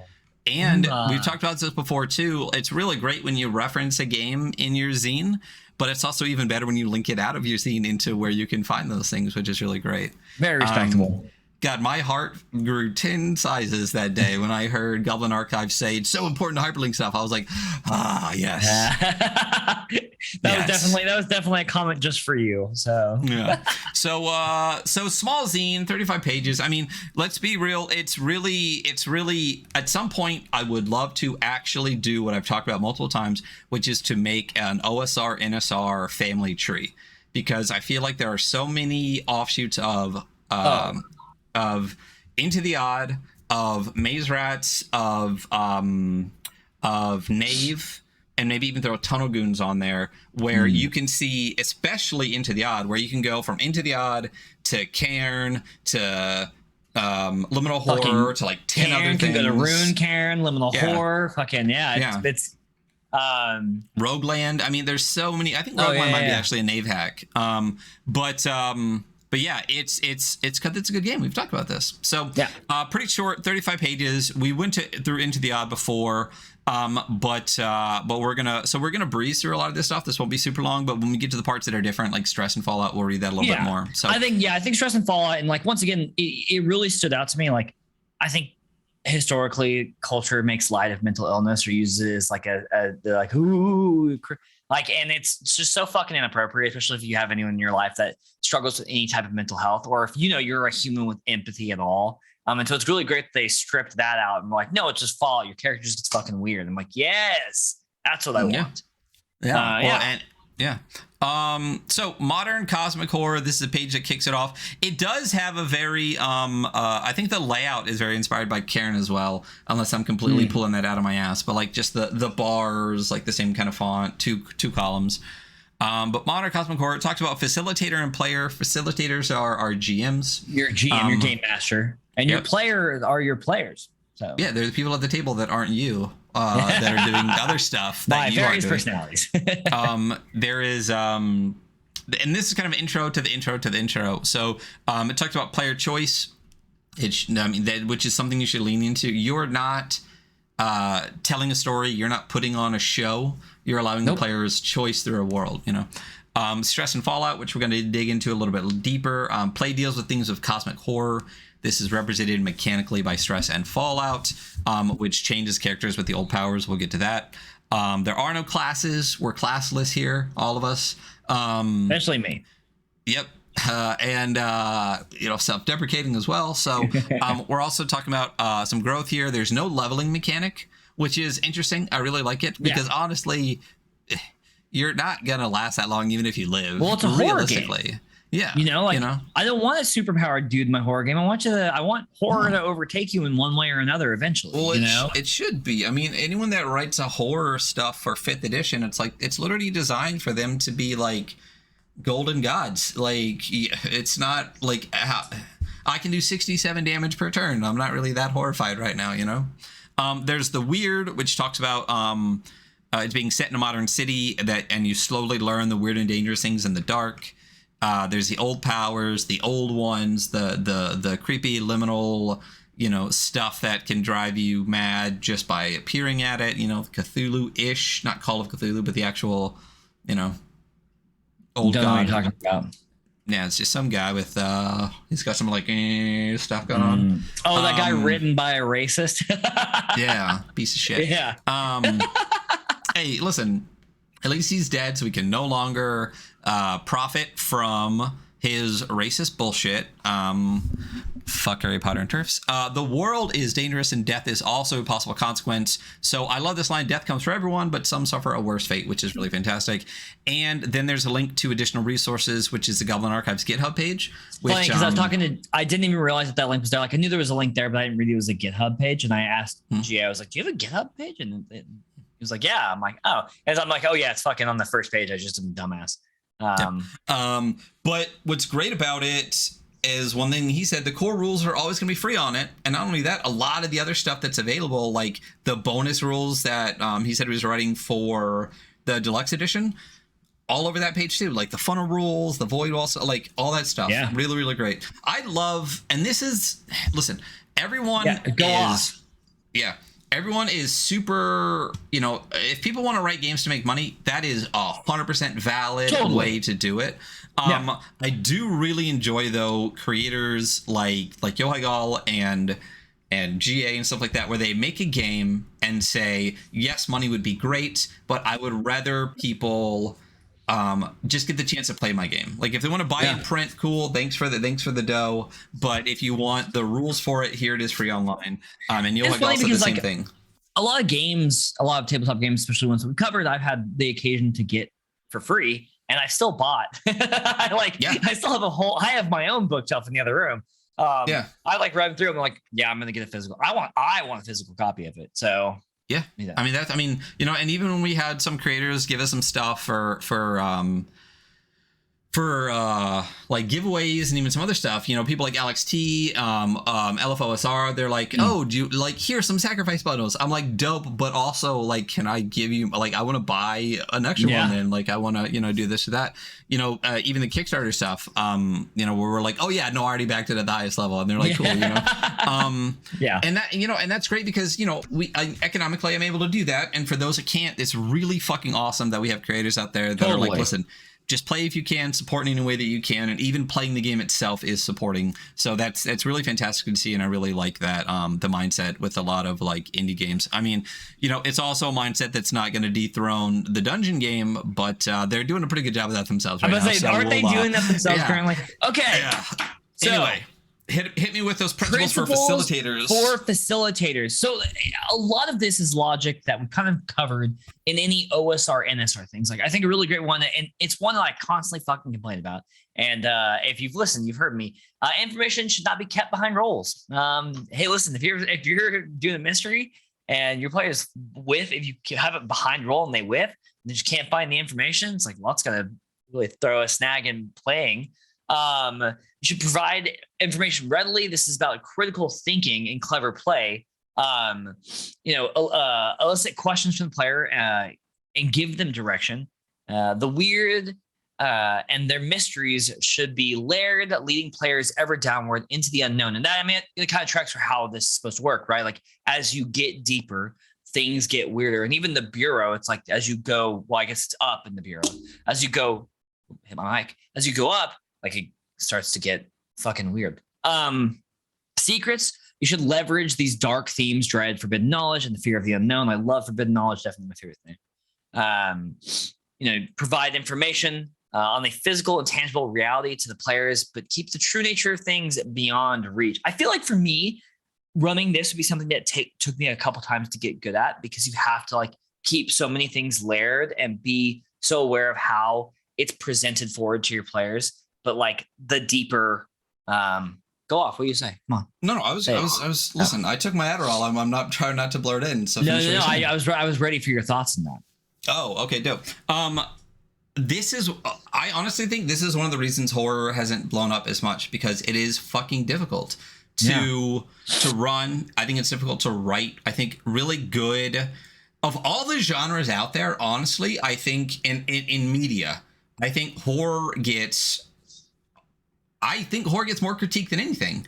One, because it's so subjective, but two, because there are like, people are afraid of a lot of things, but like when you look at primal fears, there aren't that many. So to delve into what ends up being trope after trope after trope is difficult in media, and people have like, I've seen it, I'm not afraid anymore. But I think running it successfully in a way where you like can drip feed that knowledge or get people to open like the doors that they want or do, I think that, like you just said, I think it would be really, really difficult. Like I if I was going to run an adventure, I would definitely want to play test, run some stuff, maybe even record myself. This would be one of the few things where like, I'm not going to take a lot of notes to prep for everything because I don't like to do that. But like for how, like what the weird thing is, what the old power is, and how they perceive it at first versus what its actual deeper layer of like weirdness and truth is, I would very much map that out very strongly beforehand. I would have a good idea.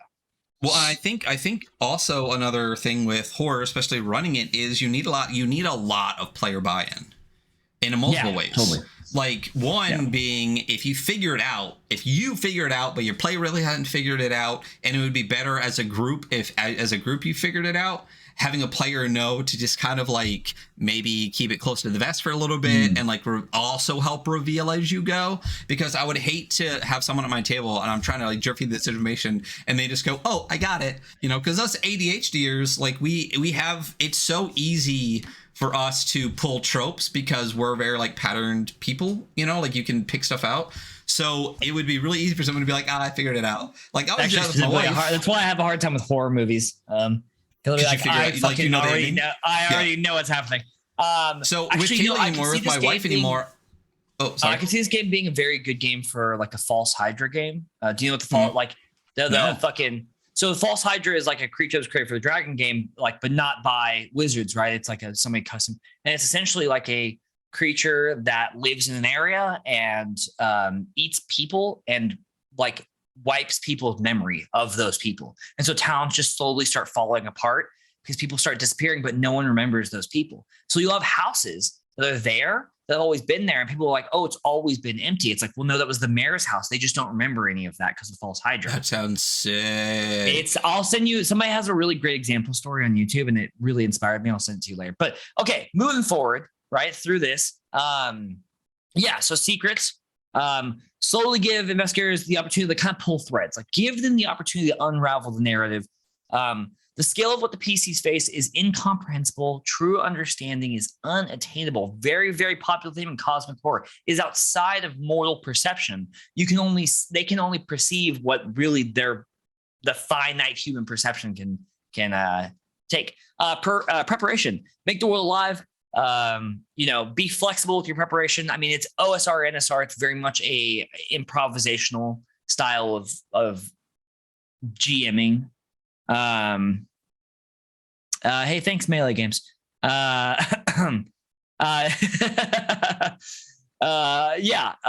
NPCs and factions motivations, flaws, and drives. I think they were talking about, Josh was talking about the NPCs, I believe in the Bloom being like kind of unlikable or like vaguely annoying. And I actually think it's a really strong method for making NPCs is to make them just a little grating and irritating, because then they really stick with your players. Because people are grating and irritating, including all of us. Play to find out what happens. Like what happens is you don't know until your players kind of make the moves and you go forward. Dice of fate. Sometimes randomness is required. Whenever you need randomness, you're going to roll 1d6. Consult the fate die, right? 6, a good result. 4 to 5, mixed. 1 to 3, bad. So if you're in the situations where you're like, randomness is going to happen and you need randomness, you have your dice of fate. Doing this 100%. Yeah, it's a super clean and very cool idea. And when you're in those moments where you're like, yeah, fuck, I guess we'll just, and like, oh, fuck, shit's getting worse. Difficulty, realism and fictional positioning are a good starting place for setting difficulty. Choices should have consequences, and all failure should be interesting. Yeah, failure, like having failure be nothing is not interesting. Nothing happens is not an interesting thing. Saves cover various scenarios of uncertainty and risk. If there's neither, don't roll. Pretty typical, right? Reward cleverness and ingenuity, which it shouldn't have to tell you this. If your players are at the table and being clever, you should reward them for that because you're also a player and that's fun to watch. Danger, the risk is great for lasting harm, fallout from stress, and overwhelming danger of encountering the old powers or their progeny. Present the potentials of danger clearly for players and give them the opportunity to react. Let them make a choice. It is a player-driven style of game, right? We don't hide. We're like, well, I don't know how dangerous it looks, right? It's like, no, it's a gargantuan tentacle monster that has eyes every 3 inches and teeth every 4. It's dangerous. Increase the amount of stress will increase the rate investigators are enveloped by the corruption of the old power. Characters die. Yeah, they do. Choice. Offer tough choices. Not a good choice and a bad choice. A bad choice and a worse choice. A lose-lose situation is always the best thing to offer your players. All situations should have multiple outcomes. Absolutely. And personal preference, I don't always know what the outcomes are going to be until they play out at the table. Clarify player intent before dice are rolled. Make sure players have all the information that would be obvious to their character. Really a lot. I mean, I keep saying this as we go through. These are just good rules to live by for playing a tabletop game. The influence of the old powers, bends and breaks reality. So they're everywhere. And the full scope of what they do is not totally known. Every action should leave an impact on the world in some way. Failure. Failure should push the story forward. Once again, failure is not ever nothing happens because that's boring. It is encouraged to elicit complications or twists from players. Love that. Yeah, you want to do principles for players? Absolutely. So the principle for players, there's a couple I mean, there's like 2 pages of it. So principles for players. First is agency. The number on your character sheet is a mechanical tool to engage with the game, but it doesn't define you or your character. Use how your character has grown to inform your play and embrace the weird and the unknown. You should always use teamwork to work to support the others at the table, to elicit interactions with other players. You don't always have to be aligned, but you should all be aiming towards the same goal. This is kind of how you run an evil campaign, you know? Like, you don't have to all... I think they said it the best way. You don't have to be aligned, but you should be working towards the same goal. So when I did run an evil campaign, all the players had their own sub goals. All the players had, you know, different things going on, and they're doing it for different reasons. But at the end of the day, they're moving towards the same goal, which makes it easier. Planning, ask questions. There's no type of mind rolls in this, no perception or intelligence. So what you know is what your player knows. Reconnaissance, subtlety, and fact finding are necessary for survival. Talking is a point, and the PCs have drives and flaws. Interact with them as you would a real person. That means don't have a 10-minute conversation before asking their name. Quick reminder to every player out there. Build relationships, engage with rivals, and invest in the NPCs. And information and positive outcomes can often be achieved through dialogue. That being said, sometimes occultist communion requires an offering of blood and bone. There is caution. Is one of the principles. Fighting is risky, and consequences of violence are long-lasting. For anyone that hasn't played an Into the Odd game, there is no to hit roll, which we discussed. Everything hits. It's just the amount of protection that you have in various different ways that keeps you okay. A shattered mind is just as debilitating as a broken body. You should gain any advantage you can and prep to stave off doom. And in games like this, if there is magic, magic is chaotic, and wielding the unknowable can have dire consequences. And victory comes in many forms and could even be just a successful retreat. And ambition is another principle. Discover the drives and goals for you and as a player, your character, and the team. Use it to inform your play. You try to fail forward. Love the kind of system where you can fail forward. It's why absolutely. PBTAs are my favorite, but this is right up there too. A no should never be a no. You know, it should always be like a no but or a no and, you know? No and, yeah. It is no, you don't unlock that door. Instead, you make a fucking loud racket. Yeah, something. It's not just like, nope, you failed to unlock the door. And everyone goes, okay, dope. I guess I try again. No, you're not allowed to try again for some reason. Come the fuck on. It is complications and resulting actions that you remember from fails. A lot of times, I would say that a lot of my favorite memories from games are when people fuck up super bad and we get to deal with the consequences. So absolutely, yeah, that's the best part. Like your character being Superman and everything going great is not the most fun part. It's when they go, oh fuck, wait, hold on, I fucked everything up. It's like, yeah. You did. That's why I don't like Superman and hate Drist. I thought you loved Superman. I thought it's your favorite superhero. Not a fan. Nope, not a fan. I don't think I have a favorite superhero. It was Green Arrow when I was younger. I really loved Green Arrow. What's wrong with that? I just I don't know. Fuck you. I don't even think I have one now. I'm just not a big superhero. I think the whole concept is exactly the opposite of what I like, and it's another reason I don't like, 5e. I don't like hero shit. I like anti-heroes or just pieces of shit that aren't at the center of the universe, that aren't saving everything. Jesus is my favorite hero. You know what? Okay. Characters die, but the story will continue, and play to find out what happens. That's it. Character creation. Do you want to do this? Or want me to do this one? Yeah, we can I think we kind of skim. I think there's some roll tables that we really want to go through here in a little bit. But for character creation, it's a 3-stat system, right? So you have strength, your physical stat, dexterity, your speed, sneaking, and precision. And you have control, which is going to be your willpower, your charm, and weird. So control is going to work for several things as we go through it. Any of the weird shit, honestly. Whenever you create a new character, you're going to roll 3d6. You can swap 2 stats. I personally never care if they swap more than 2 stats. I just roll 3d6 to get 3 different numbers and then assign those as you wish. It's got hit protection, 1d6. This is not 8 hit points. This is health points. It is hit protection. It's your ability to avoid life-threatening damage.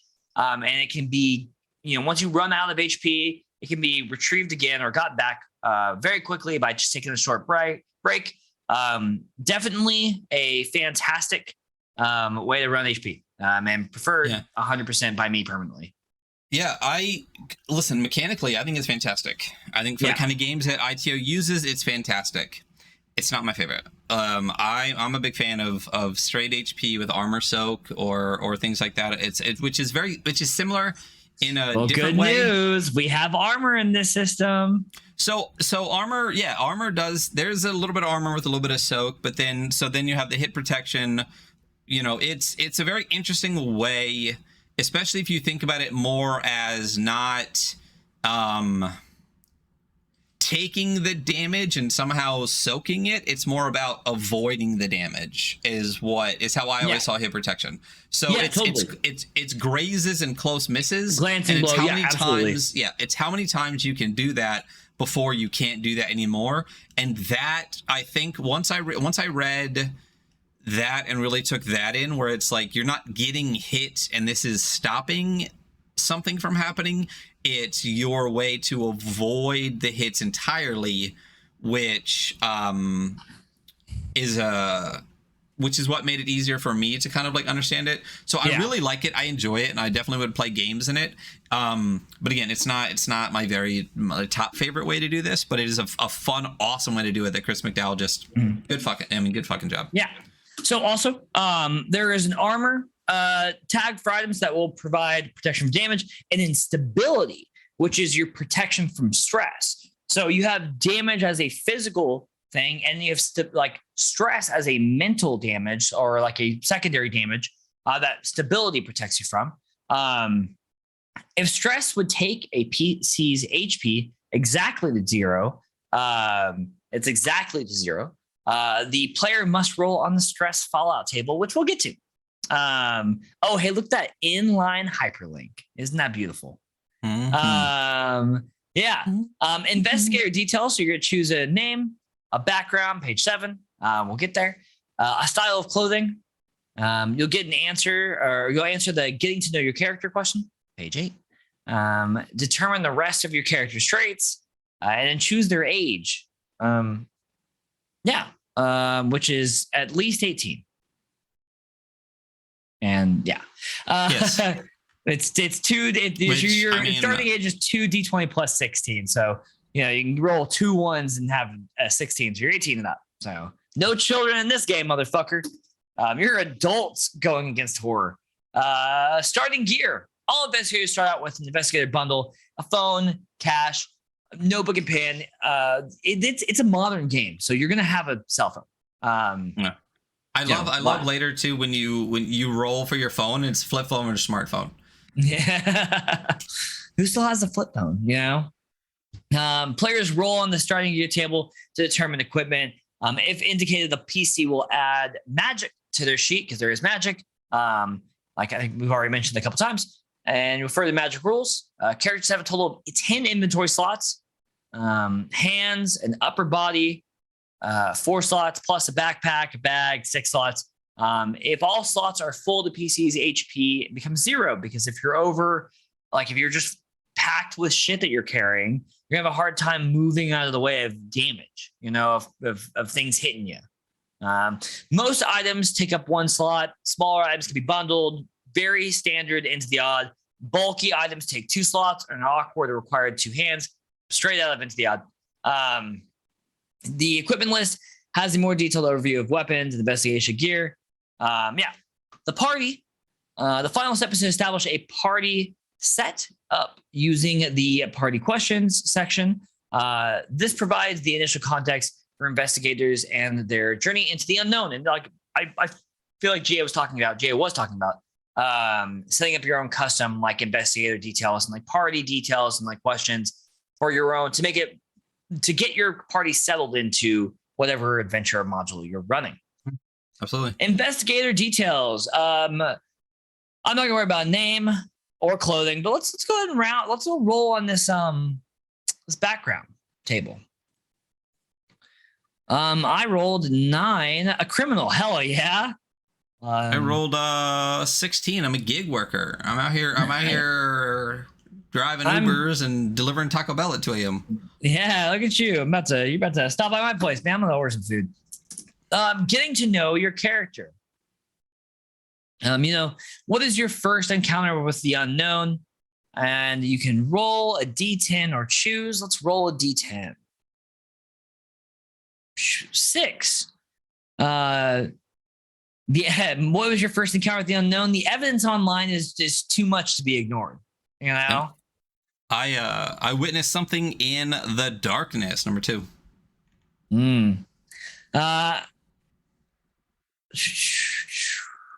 Ideology and we're going beliefs. to. What's up? Sorry. Yeah. I said ideology and beliefs. What lens do they use to interpret the world? What do you got?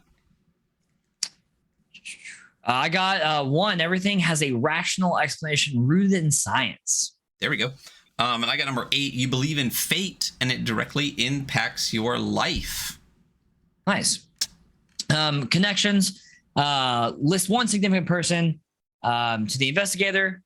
Very cool. Grounding your character. List one contact the investigator has. And then you can roll for these as well. I'm going to roll for a contact. I got a specialist. Yeah, I got a specialist. Yeah. Nice. And I got a protege. Oh, look at you. You're a mentor to somebody. That's terrifying. Your gig worker has a mentee. With a protege? I'm teaching them the roots of the city. I take him out on my rides, Yeah. There's a bunch of roll tables that show like for physique, virtue, speech. Why don't you roll 3? Why don't you roll 3 and I'll roll 3 and we'll just make a physical character? Okay. I think I can do that. All right.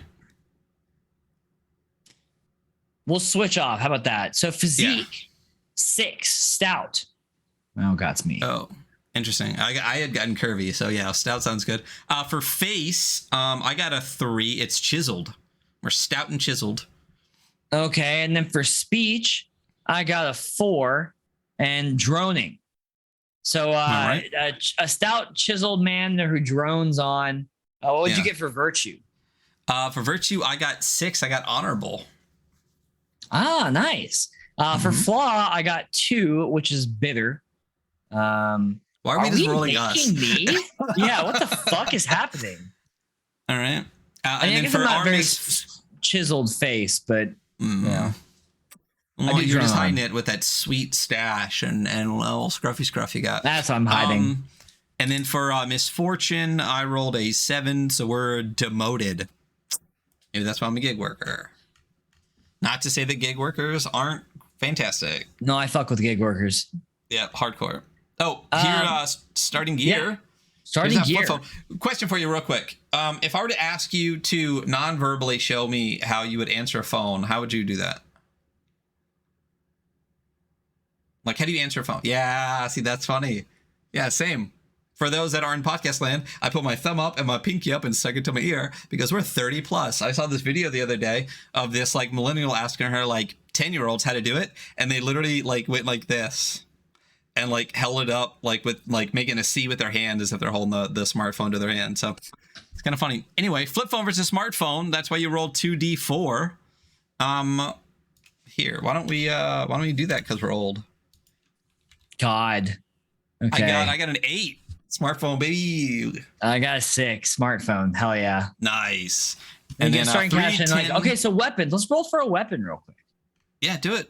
Well, because some of it's weapons, but some of it's not weapons, which is interesting. What did you get? I got a 14. So I got a dagger, baton, taser, or pistol. I think our chiseled guy might have a pistol. Pistol? Yeah. I feel pistol. Dagger would be very like... I feel like I would almost use like pocket knife instead, you know what I mean? Or some like weird ceremonial cultist dagger, that could be a whole thing. Or just a knife. It's a regular knife. Yeah. I got for investigative gear, all I got was binoculars. Okay. All right. I got zip ties. Oh, dope. Okay. What'd you get for the memento? And then I rolled that one yet. Slow down. 1, a note from a lost love. Aww. And then I got number 4, a piece of jewelry carved from bone. And bonus item. Yeah, bonus item. I got magic. Yeah, of course you did. And then I would have gotten more investigative gear. Got it. All right. So So party questions. This is cool. This is we're past mostly like the rule stuff, and this is more like play stuff at this point. Yeah, the setup and stuff. So for the party, why does the party come together? Use the answers from the get to know your character section to inform your decision. As a table, create your own or use the table below. So what do you? I got 5. I got members of the community respond to a series of mysterious events. It's like you and your friends, friends from the local diner or whatever, are just like, what the fuck's going on? And you start checking stuff out. Mm-hmm. Exactly. Like we can do a whole, well, I mean, we're not going to be on bikes and doing a whole Stranger Things walkie-talkie situation, but similar, I guess. Could be a local ttrpg club that meets up every Wednesday, So there's also bonds, which are optional. Have each player state a relationship to another character. So my character, you would be number 6. You would be my neighbor. Neighbor. Mm-hmm. I guess I should roll instead of just taking stuff in. Blank is my ex. So dope. Well, and you got a letter from a lost love and stuff. So it'd be interesting how you could really tie those together. Yeah. Disappointing. Maybe, that'd be weird if you just like busted out the letter every now and then while you're like adventuring with your ex, and they're like, "Wait, what are you looking at?" And you're like, "Oh, nothing." Vehicles. So you're going to determine as a group what type of vehicle or transportation the party has access to.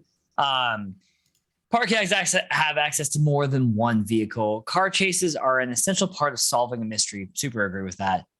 Vehicles have HP. When it's reduced to 0, a vehicle is totaled. Totaling a vehicle can cause damage to those in and around the vehicle. It's a vehicle. It's a car. You might have a car, That's what it is. I might have a moped.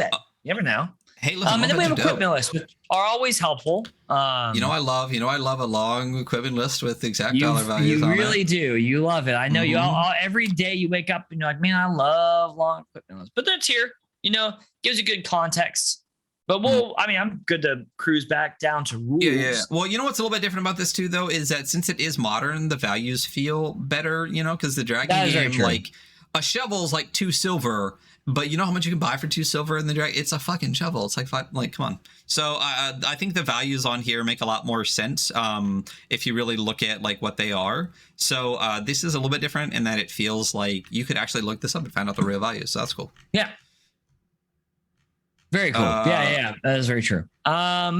So rules. You have your 3 abilities. Your ability scores, right? Your abilities, strength, dex, and control. These are used for saves. Strength is saves and physical, and physical damage. Target strength. So when you're taking damage, because remember this is into the odd base, so you lose HP and then you take damage directly to stats.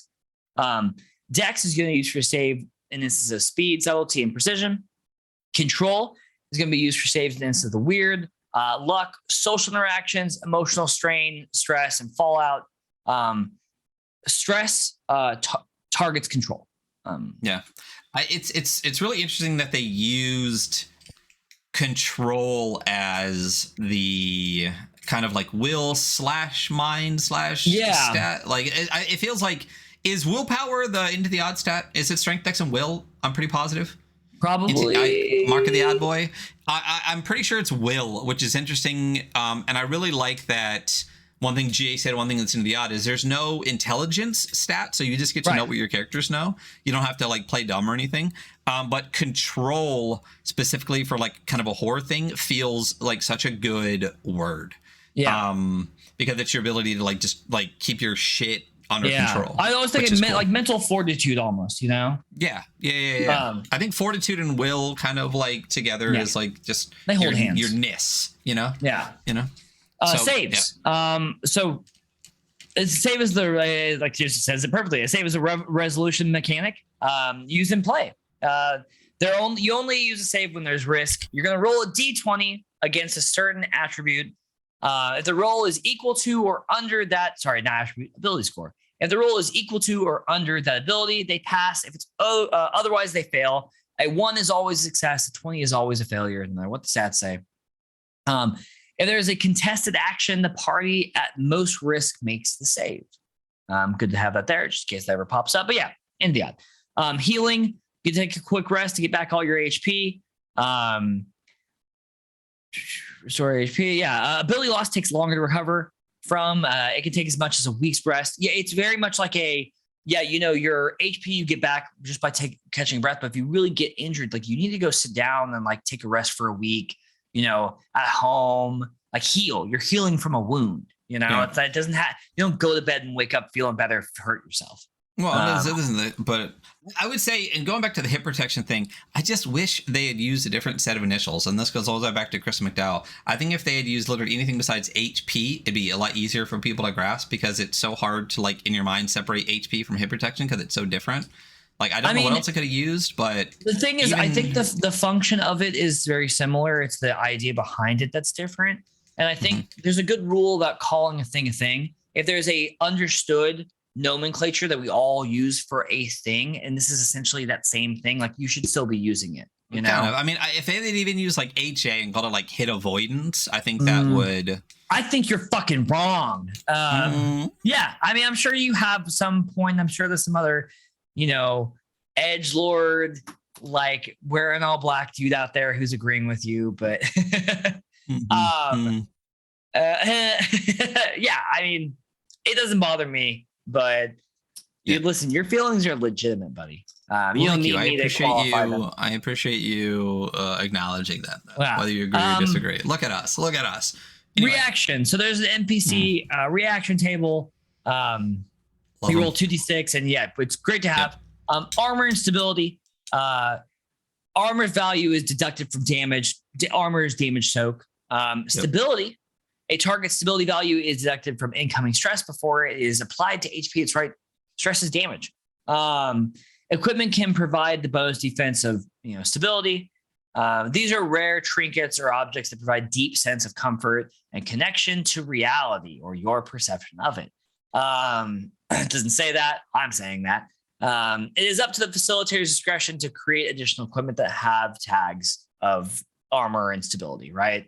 I would say that if you get something from home, like as a family heirloom or like your mom's locket that you keep on you that gives you a little bit of stability when you hold on to it, I think that shit like that's cool. Deprivation and fatigue. A PC is deprived if lacking any crucial needs such as food or rest, right? They're unable to recover HP or ability scores. PC, it would make sense if you don't have food for like a week, you're definitely not getting any better from injury. PC may also take the deprived tag as a result of magical tomfoolery, right? Or enemy abilities. Anyone deprived for more than a day adds fatigue to their inventory, one for each day. Each fatigue occupies one slot, right? So they just lose inventory as they get more tired. And it'll last until you get a full night's rest and you're no longer deprived, right? PC can also gain, player characters can also gain deprived fatigue from spells. Spells and events, they can come from anywhere, but this is how they work, right? Vehicles have HP when they reach 0. They're totaled. I think we went over this already. Vehicle damage is relative to the target and speed. Starts at D6 and scales according to the fiction. Damage against the vehicle depends on the method. Some instances may be imperative based on the scale.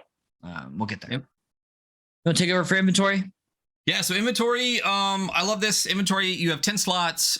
You get 6 backpack slots, and then you get 4 basically body slots. 2 for your hands, 2 for your upper body, like a belt, your chest, your head, something like that. They all take up 1. If they're small, you can bundle them. It's into the it's a great system. Yep. Bulky items take up 2 slots and generally require 2 hands. And if you have a full inventory, anyone carrying a full inventory, filling all 10 slots, is reduced to 0 HP. So I like that. I almost feel like if you have 10, you could use 10. If you go to 11, it goes to 0 HP. But I mean, that's such a small whatever. PC can't. But the difference is, and why they don't do that, is PC cannot carry more items than the inventory allows. So basically, when you max out, you already get to 11. You're already turning up the dial. Right. You can also hire associates, which a lot more games had. We've talked about this before. Followers, basically. To create an associate, it's much like creating a character. You roll 3d6 for each ability score, give them 1d6 HP, a simple weapon, roll some character traits, and the cost between $50 and $100. Expert associates are temporary associates, which you can employ for specific tasks. They have 3 HP and an area expertise and cost 300 per day instead. And wealth, cash is most common form of currency, but there are some vendors that will require different things, like relics and whatnot. And debt transcends all boundaries and can be a burden or a boon. And as I said, relics are powerful items touched by the old powers. They're dangerous. They're sought after. Relics kind of, you can really lean into like the one of the best things about Into the Odd, especially the newer book, the huge list of magical relics and items to pull the good ideas from that. Some weird shit out of that, you know. Yeah. And then we get into combat. So as we said before, this is not a combat simulator game. A lot of the rules are like, do this. So at the start of combat, unless a surprise enemy, each PC makes a dex save for a chance to act before their adversaries. Success means they go first. Failure means they go last. And after the start of the combat round, order proceeds with the PCs acting, then adversaries. Because like if it's one then the other, the first round matters, but then it doesn't matter because you're just going back and forth. So right. The game typically plays without strict accounting rules, but if you want to, each round is 10 seconds. During each turn, all actions, attack, and movements take place simultaneously, much like the Dragon game and whatnot. Yeah, and it's like it's very much Into the Odd, right? Like you can move 40 feet and take an action. Taking action is pretty much doing anything, right? There are no to hit rolls, just like Into the Odd. There is retreating, which is brought up here. Escaping a doomed scenario requires a successful dex save, and a safe destination where to get away. You need a point of egress, right? Safely retreating is a victory in its own way because it's a fucking horror survival game. Attacking and damage, the armor is going to take away from damage. Stability. It's going to take away from stress damage. If multiple attackers attack the same target, it's pretty much the highest roll hit is the one that you take. And if you're attacking with multiple weapons, you roll 2 dice and you just take the highest one. If attack is impaired, the attacker is in a position that weakens them. It basically takes their die size down to D4, just like Into the Odd.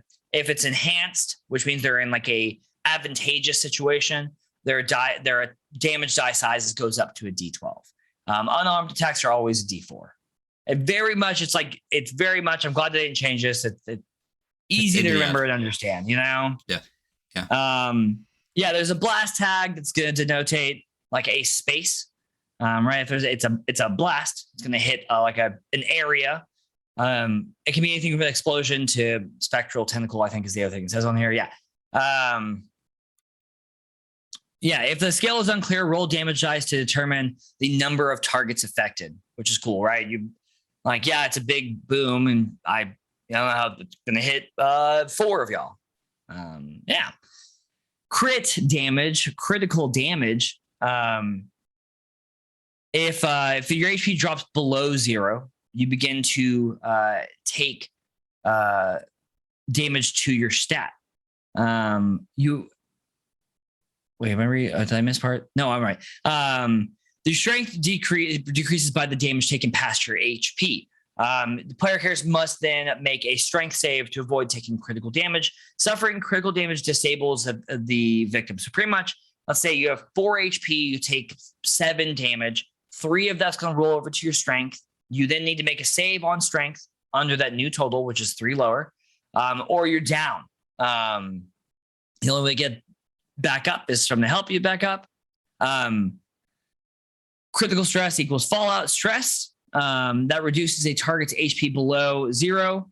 You basically just do it's a control save instead of a strength save this time, to avoid critical stress. If the player character fails their critical save, they take critical stress and gain a fallout, which is very interesting, very cool. I also like that it's perfectly lined up with critical damage, like the native Into the Odd, like strength, critical damage, stress, critical stress, except critical stress is like a whole new thing. It gives you this whole fallout, not just that you go down, shit happens. If stress to a PC reduces their HP to exactly 0, which that's an interesting thing. If your stress just takes out your HP immediately straight to 0, then you just roll on the fallout table and you just take fallout.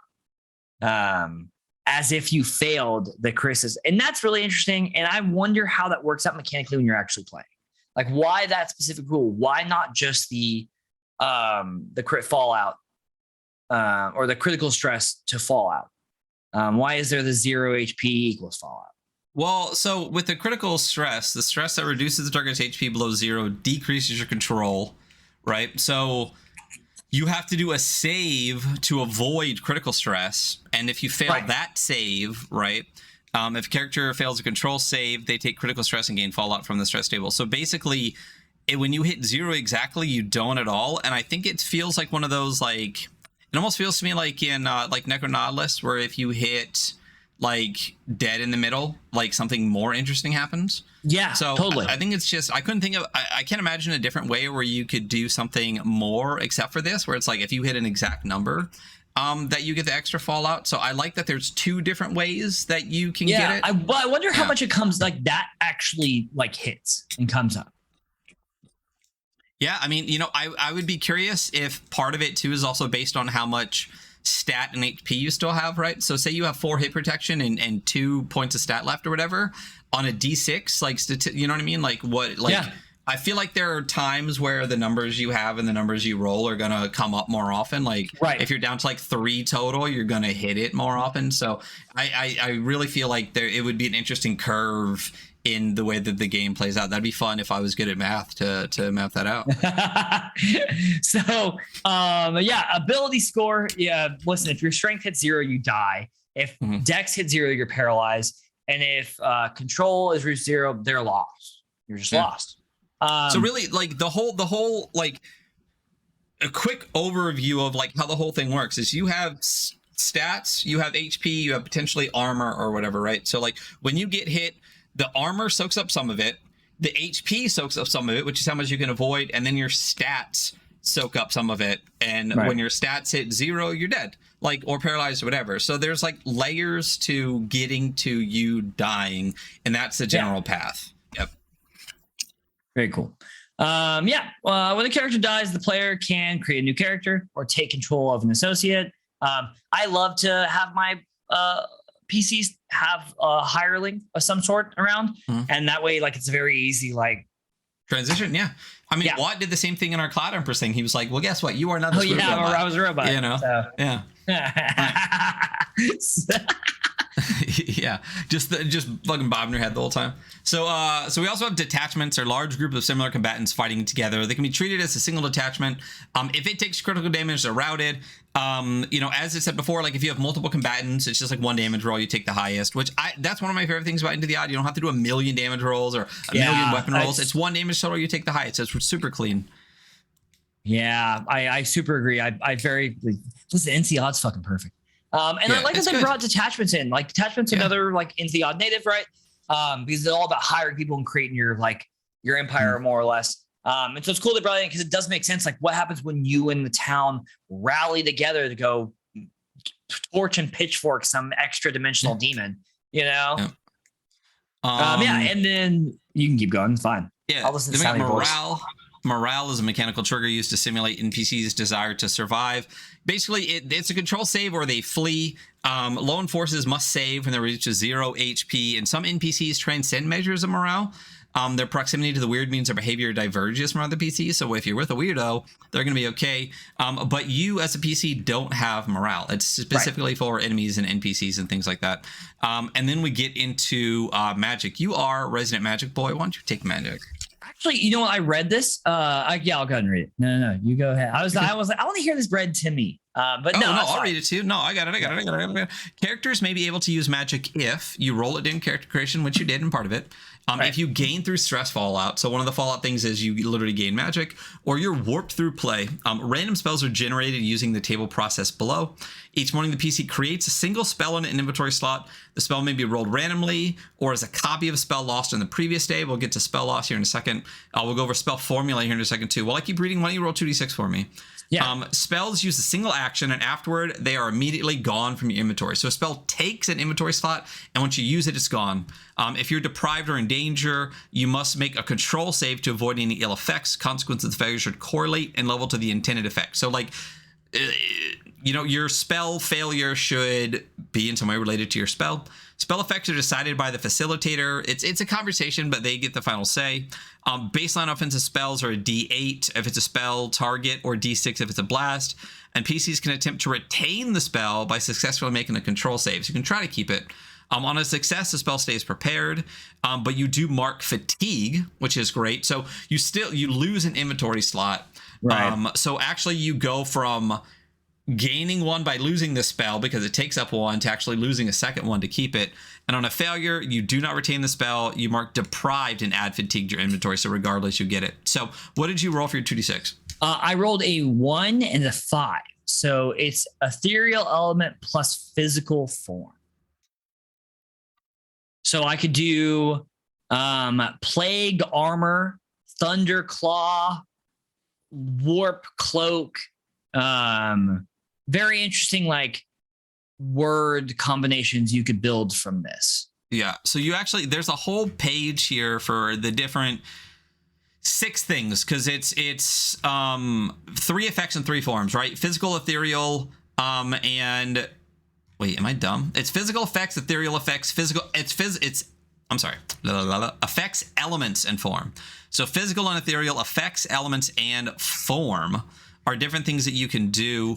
And there's also a list here of omens and catastrophes, which can be some Fallout stuff from spells. So a dream plague, some of the omens and catastrophes are pretty good. Like the first one on catastrophe, mass slumber. Yeah, everyone. So good. Just everyone done. Yeah, water turning to blood. Night. Yeah, so like graves opening. This is such a good table too to use for theming your adventure, much like you use the Fallout, because a lot of the omens can be specific to the thing that you're looking at. And then so was there a question you had about the magic, or you just I just wanted to hear it read to me. No, I got it completely. Gotcha. So, Cool. Sorry, So, you know what? The best thing about us doing this is like I read through stuff and I have an understanding of it, and then we read it together, and I hear it from you, and I'm like, okay. Yeah. No, there's multiple times we've gone through stuff, and I'm like, oh, okay. Yeah. So I get it now. Sometimes, especially the stuff that I'm the most interested in, like I just have such ADHD brain that I've read it 4 times. I'm like, I just need someone else to read it so I can like hear it read to me, so I can like cement it even more. So thank you. That's all I wanted. You know what? And we hope that people listening to the podcast get that from us, you know, because you can read this, or you can just listen to us kind of like bullshit through it. So you're welcome out there. Yeah. So scrolls and relics. Yeah. So scrolls and relics. Scrolls are similar to magic, however, does not take up an inventory slot, does not cause fatigue, disappears after 1 use. Player must make a control save or receive 1d4 stress. So you just receive stress for attempting to understand this arcane and potentially extra dimensional knowledge, right? Relics are powerful and dangerous items touched by the old powers. Relics often have a limited use and are and a recharge condition. So a way that you can extend the uses. Some examples. Let's do this is the Stone of Beirut, resembles a small egg with a distorted face. If you would take critical damage, ignore it instead. This stone activates and whisks you to safety. To recharge, you have to sacrifice an innocent soul to the stone, add deprived and fatigue to the character sheet. On the 3rd recharge, roll and omen or magical catastrophe. Sorry, we're just reading the relic examples, and I had to read the last one. Well, I mean, because that's because got to, because anime. Yeah. So so now we're getting to the thing that's really different from Into the Odd. Most of this is really like Into the Odd or Cairn, which is Into the Odd, but Stress and Fallout is the thing that is totally different. This and like the Doom tables, I think, are something that are a little bit different. Stress is identical to, and one thing you said earlier, like the fact that stress is the exact same thing as like critical damage and stuff. It's the same exact mechanic, but just for control instead of strength, which makes it so easy to like for Mark the Odd people to keep going with it, but do it in a different way, which is really, really cool. So this is the results of narrative consequences, failed saves, magic repercussions, enemy attacks, those kind of things. So stress examples are like 1 stress could be a glimpse of encountering the strange or the odd. D4 stress is contact with the weird and unexplainable. D6 stress is exposure, directly encountering the unknowable. Reality bends. D8 is a catastrophe. Major powers, omens, catastrophes. Reality is close to breaking. And D10 stress, doom, direct contact with old powers, reality rupturing, actually seeing the thing. So there's levels, and there's a way that you can, use that in play to know how much stress to give to a player. We're getting to the stress fallout tables, which is super fun. Some moments change investigator forever. Stress reduces a PC's HP to exactly 0, or the character takes critical stress. That's when I'm going to use a stress fallout table. Unless marked, the fallout can only be chosen once per table, and each fallout takes up an inventory slot. It cannot be removed. So you can get to a point where you're literally holding nothing, but all the ways you're fucked up. I would like to roll once on the fallout table because they're fucking amazing. Yeah. 10 magical motherfucker. Yeah, of course magical you get corruption. This can be taken multiple times per character. Flesh is weak. A part of your body becomes visibly changed through your proximity to the weird. The facilitator and the player should decide how that change manifests and if it has any mechanical impacts. Perfect. Yeah, such a perfect one. I really like this. Yeah, I'm gonna roll on it too. But one thing that is here that Gia talked about specifically is the note to the facilitator. The tone of the stress fallout table reflects the themes and goals of the game. Adjust for what works for your table, adding or changing entries as needed to ratchet up or dial back the weird. This is the main mechanical dial for the cosmic horror of your game. So, the omens, the catastrophes, things like that can really theme your adventure entirely. Because again, Into the Odd is a great system. It's super light though. It's really a framework that you can use. It's such a great framework. And this is an amazing example of how to use the framework, honestly. Exactly. Just tack on something like, I couldn't think of something better. And one of the things Jay said is like, why, if it ain't broke, don't fix it. Like, loves Into the Odd. Into the Odd works exactly the way they want the game to play. There's no reason to come up with a new system, but the system is such that it's easy to tack something on and make it feel not tacked on, especially because absolutely. it's just a copy paste of the thing above it, basically, and then changing it to control or will or whatever, as opposed to strength. So it works. It's such a clean addition that you just go, damn, like, yeah. Big brain moves. Big brain moves. Big brain moves. I'm going to roll on the follow table here. Throbbing brain moves. Oh, damn. I just rolled a 1 on my Fallout table. So have you been replaced? You've seen what they can do. ... Their magics and their deceptions. What would stop them from taking you? Maybe you aren't who you think you are. How would you even know? During your next moment of quiet reflection, roll D6. If the total is higher than your max HP, take the new result. So one of the things I do really like in this, in a similar way to Frontier Scum, which I straight up fucking am jacking the mechanic for that. There's no vertical leveling in this system at all. Like, if there is any, it's horizontal, and you're gonna gain and lose it all the time anyway.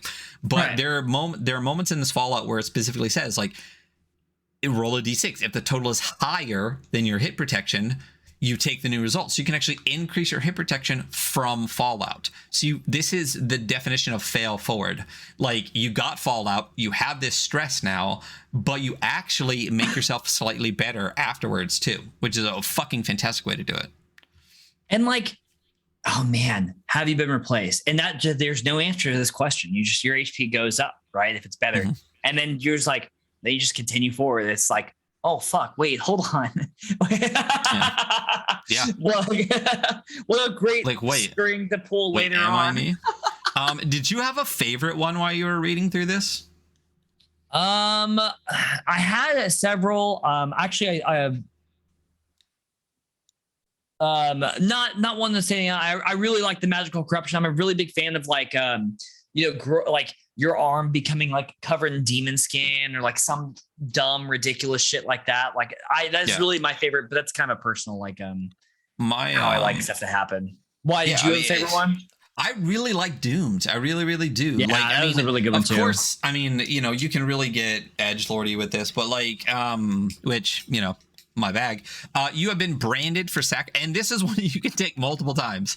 You have been branded for sacrifice, anointed for doom. If your next critical save against damage is a failure, you die horribly. If it is a success, you roll 3d6 plus the number of times you've taken doom. If the total is higher than your max HP, take the new result. So also very berserky. Yeah, I mean, well, yeah. I mean, Berserk was definitely, at least seen or read prior to this, but I really enjoy that one because we've talked about this before. Like, one of the reasons that we really started like leaning into the OSR and stuff like that is I don't want to play a fucking chosen hero. I don't want the game balanced to me. I literally want to be able to just turn a corner and insta die. I want to like, suffer. Well, I want my character to die. Yeah. Yes, this is where I'm at in life. I need pain so I can feel something. You know what I mean? Like, and Doomed is one of the ones that really sticks out to me. Like, it literally is just like, you fail the next save, you're dead. Boom. I don't care how much HP you have. I don't care like what it is. Like, you're just fucking dead. And I really, really enjoy that. So the next up is the Paranatural Bestiary. Right. Nice to have this in here. Gives us some good examples of stuff. Yeah. And there's cool quirks on all the enemies as well. They give a couple bullet points. Child of the Spore, Cultist. One of the things that I like is creating the monster template. You get a title, you get a name, it tells you to use your stats. Then there's like 4 dots: attack, description, drive, and special effect. Simple monsters things. And then there's a section here for general principles like ability scores, the average stuff for an HP, sturdy enemies. It's a really nice, clean little, it's like half a column for that. And then there's even a character cheat sheet. So that, as far as, especially when something like the Dragon game hides for some reason the way they build creatures, why not keep it going with this? Because they want us to buy the means to have more creatures. There's the Spark tables, which is a quick way to generate ideas. So you just roll 2d20 on each one. You can get a first word and a second word. There's some examples like a twisting nexus, a fractured host, flesh spikes. That's about it. There's mystery framework, which is creating your own mysteries, which is the one that they use in here is called Plague of Frogs, which we're not going to go over because by the fucking book. By the book. Yeah, so there's touchstones, concepts, factions, and goals. The Doom Clock, I will read this one though. Create a baseline sequence of events that will happen if the investigators don't intervene. Actions taken by the PCs change the progression of the Doom Clock. Changes to the Doom Clock should consider the goals of the factions at play. We talked about this with what? With faction play and how the world keeps moving. And this is such a fucking cool mechanic to be like, you didn't do this. We talked about clocks as well in... Cloud Empress. Yeah. Wasn't it? With the clocks and the tags? No, that was in Patchwork. Patchwork World. Yeah, exactly. But I'm a big fan of like simple tracking tools like that. Like, I think this is a great one. Well, this is a great one too, because this is also the way to theme your adventure. If you don't intervene, or if you do this instead of that, boom, the next thing happens. And if you hit all the things that you put in your track, shit hits a fan. Oh yeah, if you guys listen, I put you guys in the regular town. If you guys go be assholes and go get drunk at the bar tonight, yeah, that's a check. That's a check. And but also what's really great about that is it's you're not running your players through a story in like an ABC kind of way. It's more like, if you don't, but here is the next step if you don't. So Absolutely. like, you can kind of prepare things and give them a narrative kind of as their choices dictate, which is the best part. Yeah. And then sample mystery. Their little kind of starting adventures, the Plague of Frogs, which we don't go over. Get the book. There's the one-page rule summary in the back for everything in a character sheet, and that's what we got. And it's CC. I love SA40. I know you do. So that is Liminal Horror. So we are at some point going to talk about what we like about this. So I feel like vibe is going to be one of those. How do you feel about the vibes? I think the vibes. I'm stoked on the vibes, to be quite honest. Yeah, I think it's good. I think it sets out to do what it does really well. I think it is punishing in a very rewarding way, an appropriate way. I really, and it's a into the odd Karen hack, and I'm like, okay, so it's perfect. You know, I really feel like we're just gonna condense some of the things. I feel like vibe is a great thing to talk about for like maybe taking over like an art-ish kind of thing where but also a little bit of like the rules where it's like, does the game present the vibe that it's trying to give you? And this does. It makes me feel like this is gonna be horrific. Yes. And then I'm a very big fan of this. I didn't like Call of Cthulhu, kind of for the reason I brought up earlier. It's just like you feel like, you know, you're giving your character mental illness and so you have to retire them, and that just fucking sucks. And like this one, it's like, what's up? It's also too crunchy. Yeah, it's too crunchy. I mean, yeah, I don't like that theme either. But this one's like, no, your character's gonna get so weird until they just can't function at all because they're such a fucking. It's great. They have a demon arm and a door inside of them opening up to hell, and And then system-wise, I mean, it's an ITO hack, but we talked about it. Like the one major thing that they did is what really defines the entire game. Totally. And it's done so fucking seamlessly. And, you know, by sliding in the stress, the critical stress and against the control stat, that's exactly how the critical damage works for Into the Odd. They literally just use that and use it for their own means. Which I think is perfect. Like it keeps it in the same framework and the same mentality where it just slides in so perfectly. It almost feels native, right? Yeah, it does. I mean, it literally feels like if you hadn't ever read Into the Odd, obviously this would feel perfect, but it's so, like you just said, seamless. It feels like it belongs. I would even consider for this creating a table that's like almost like the critical stress, where if a physical attack gets your HP to 0 and 1 hit perfectly, something might happen. I might add a thing for that. Yeah, that sounds dope, and it's such a good way to like have it go full circle. Yes. Yeah. So and then fucks, dude. It fucks so hard, you know. And the last one, just in case we're talking about value, which I mean, if we almost did like vibe system value, I'd be totally fine with that too. We should do value. I mean, value still makes sense for this. So it still makes sense because so first of all, the zine is I mean, online you can get the whole fucking game online for free. The zine itself is relatively inexpensive. I don't know if we can go $17 on Exalted. $17 for the zine.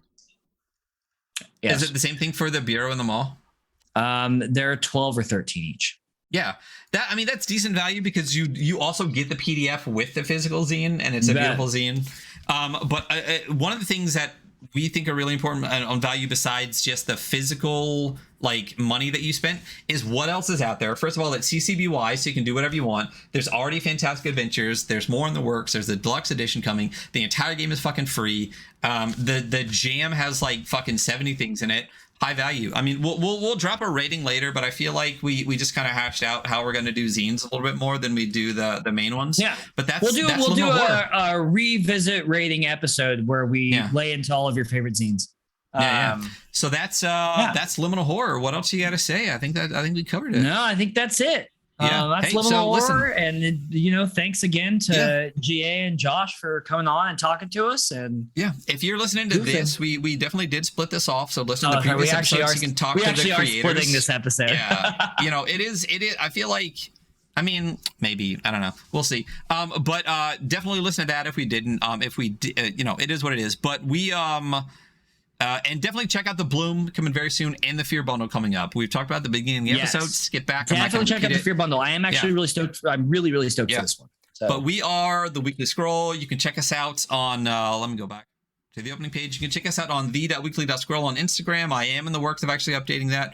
You can check us out on Twitter at weekly_scroll, and go check out our YouTube. It's The Adventure Archive. The Weekly Scroll is kind of like a sub-project of The Adventure Archive, where we do run a lot of actual plays. Go check that out. We hit over 600 subs. You know, getting to 1,000 would be awesome by the end of the year. So if you are listening, do us a favor, please sub that. Review on all the stuff. You know, Apple Podcasts. That's how you get seen. So check all that stuff out. That's it. I'm Ryan. That's Hunter. And we will see you. What? I don't even know. What's the next thing we do? A little preview and then we're out. Hold on. I have to pull up the calendar. I never have it memorized. What day is today? Oh, Jesus. Oh my gosh. You know what's next week? Oh, we haven't even. Yeah, we haven't even talked about this shit yet. We haven't. You want to talk about it? So we'll you know, on the Adventure Archive in 2 days, we're going to be doing Seance. Me and Source of Victory are going to be building a Death Trap dungeon stream, live on stream. actually going over like lessons on how to do it while actually doing it as well. But next week, and I should really reach out and get this set up a little bit more. We're doing a back. We're doing a back-to-back, right? We're doing a back-to-back. We're actually gonna have Tony Vicenda, +1 EXP, awesome fucking guy, like so amazing stoked. pillar in the community. We're actually gonna have them on our show here on the Weekly Scroll.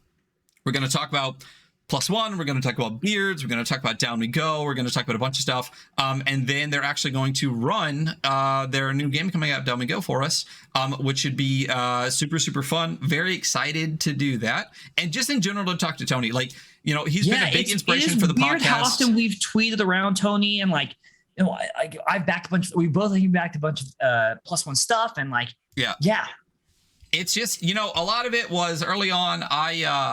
You know, a lot of imposter syndrome. Like, I feel like people in the community are celebrities I'd be a lot more scared around than I would around, like, you know, fucking Michael Jordan or some shit like that. So it's a lot of just like, I don't deserve to talk to you.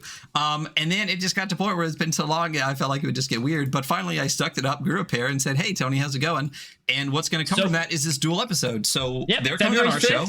On our show, February 6th.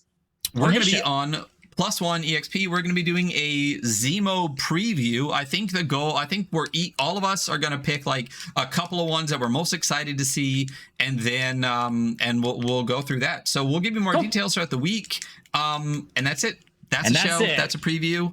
Woo! We'll see you all later. Bye.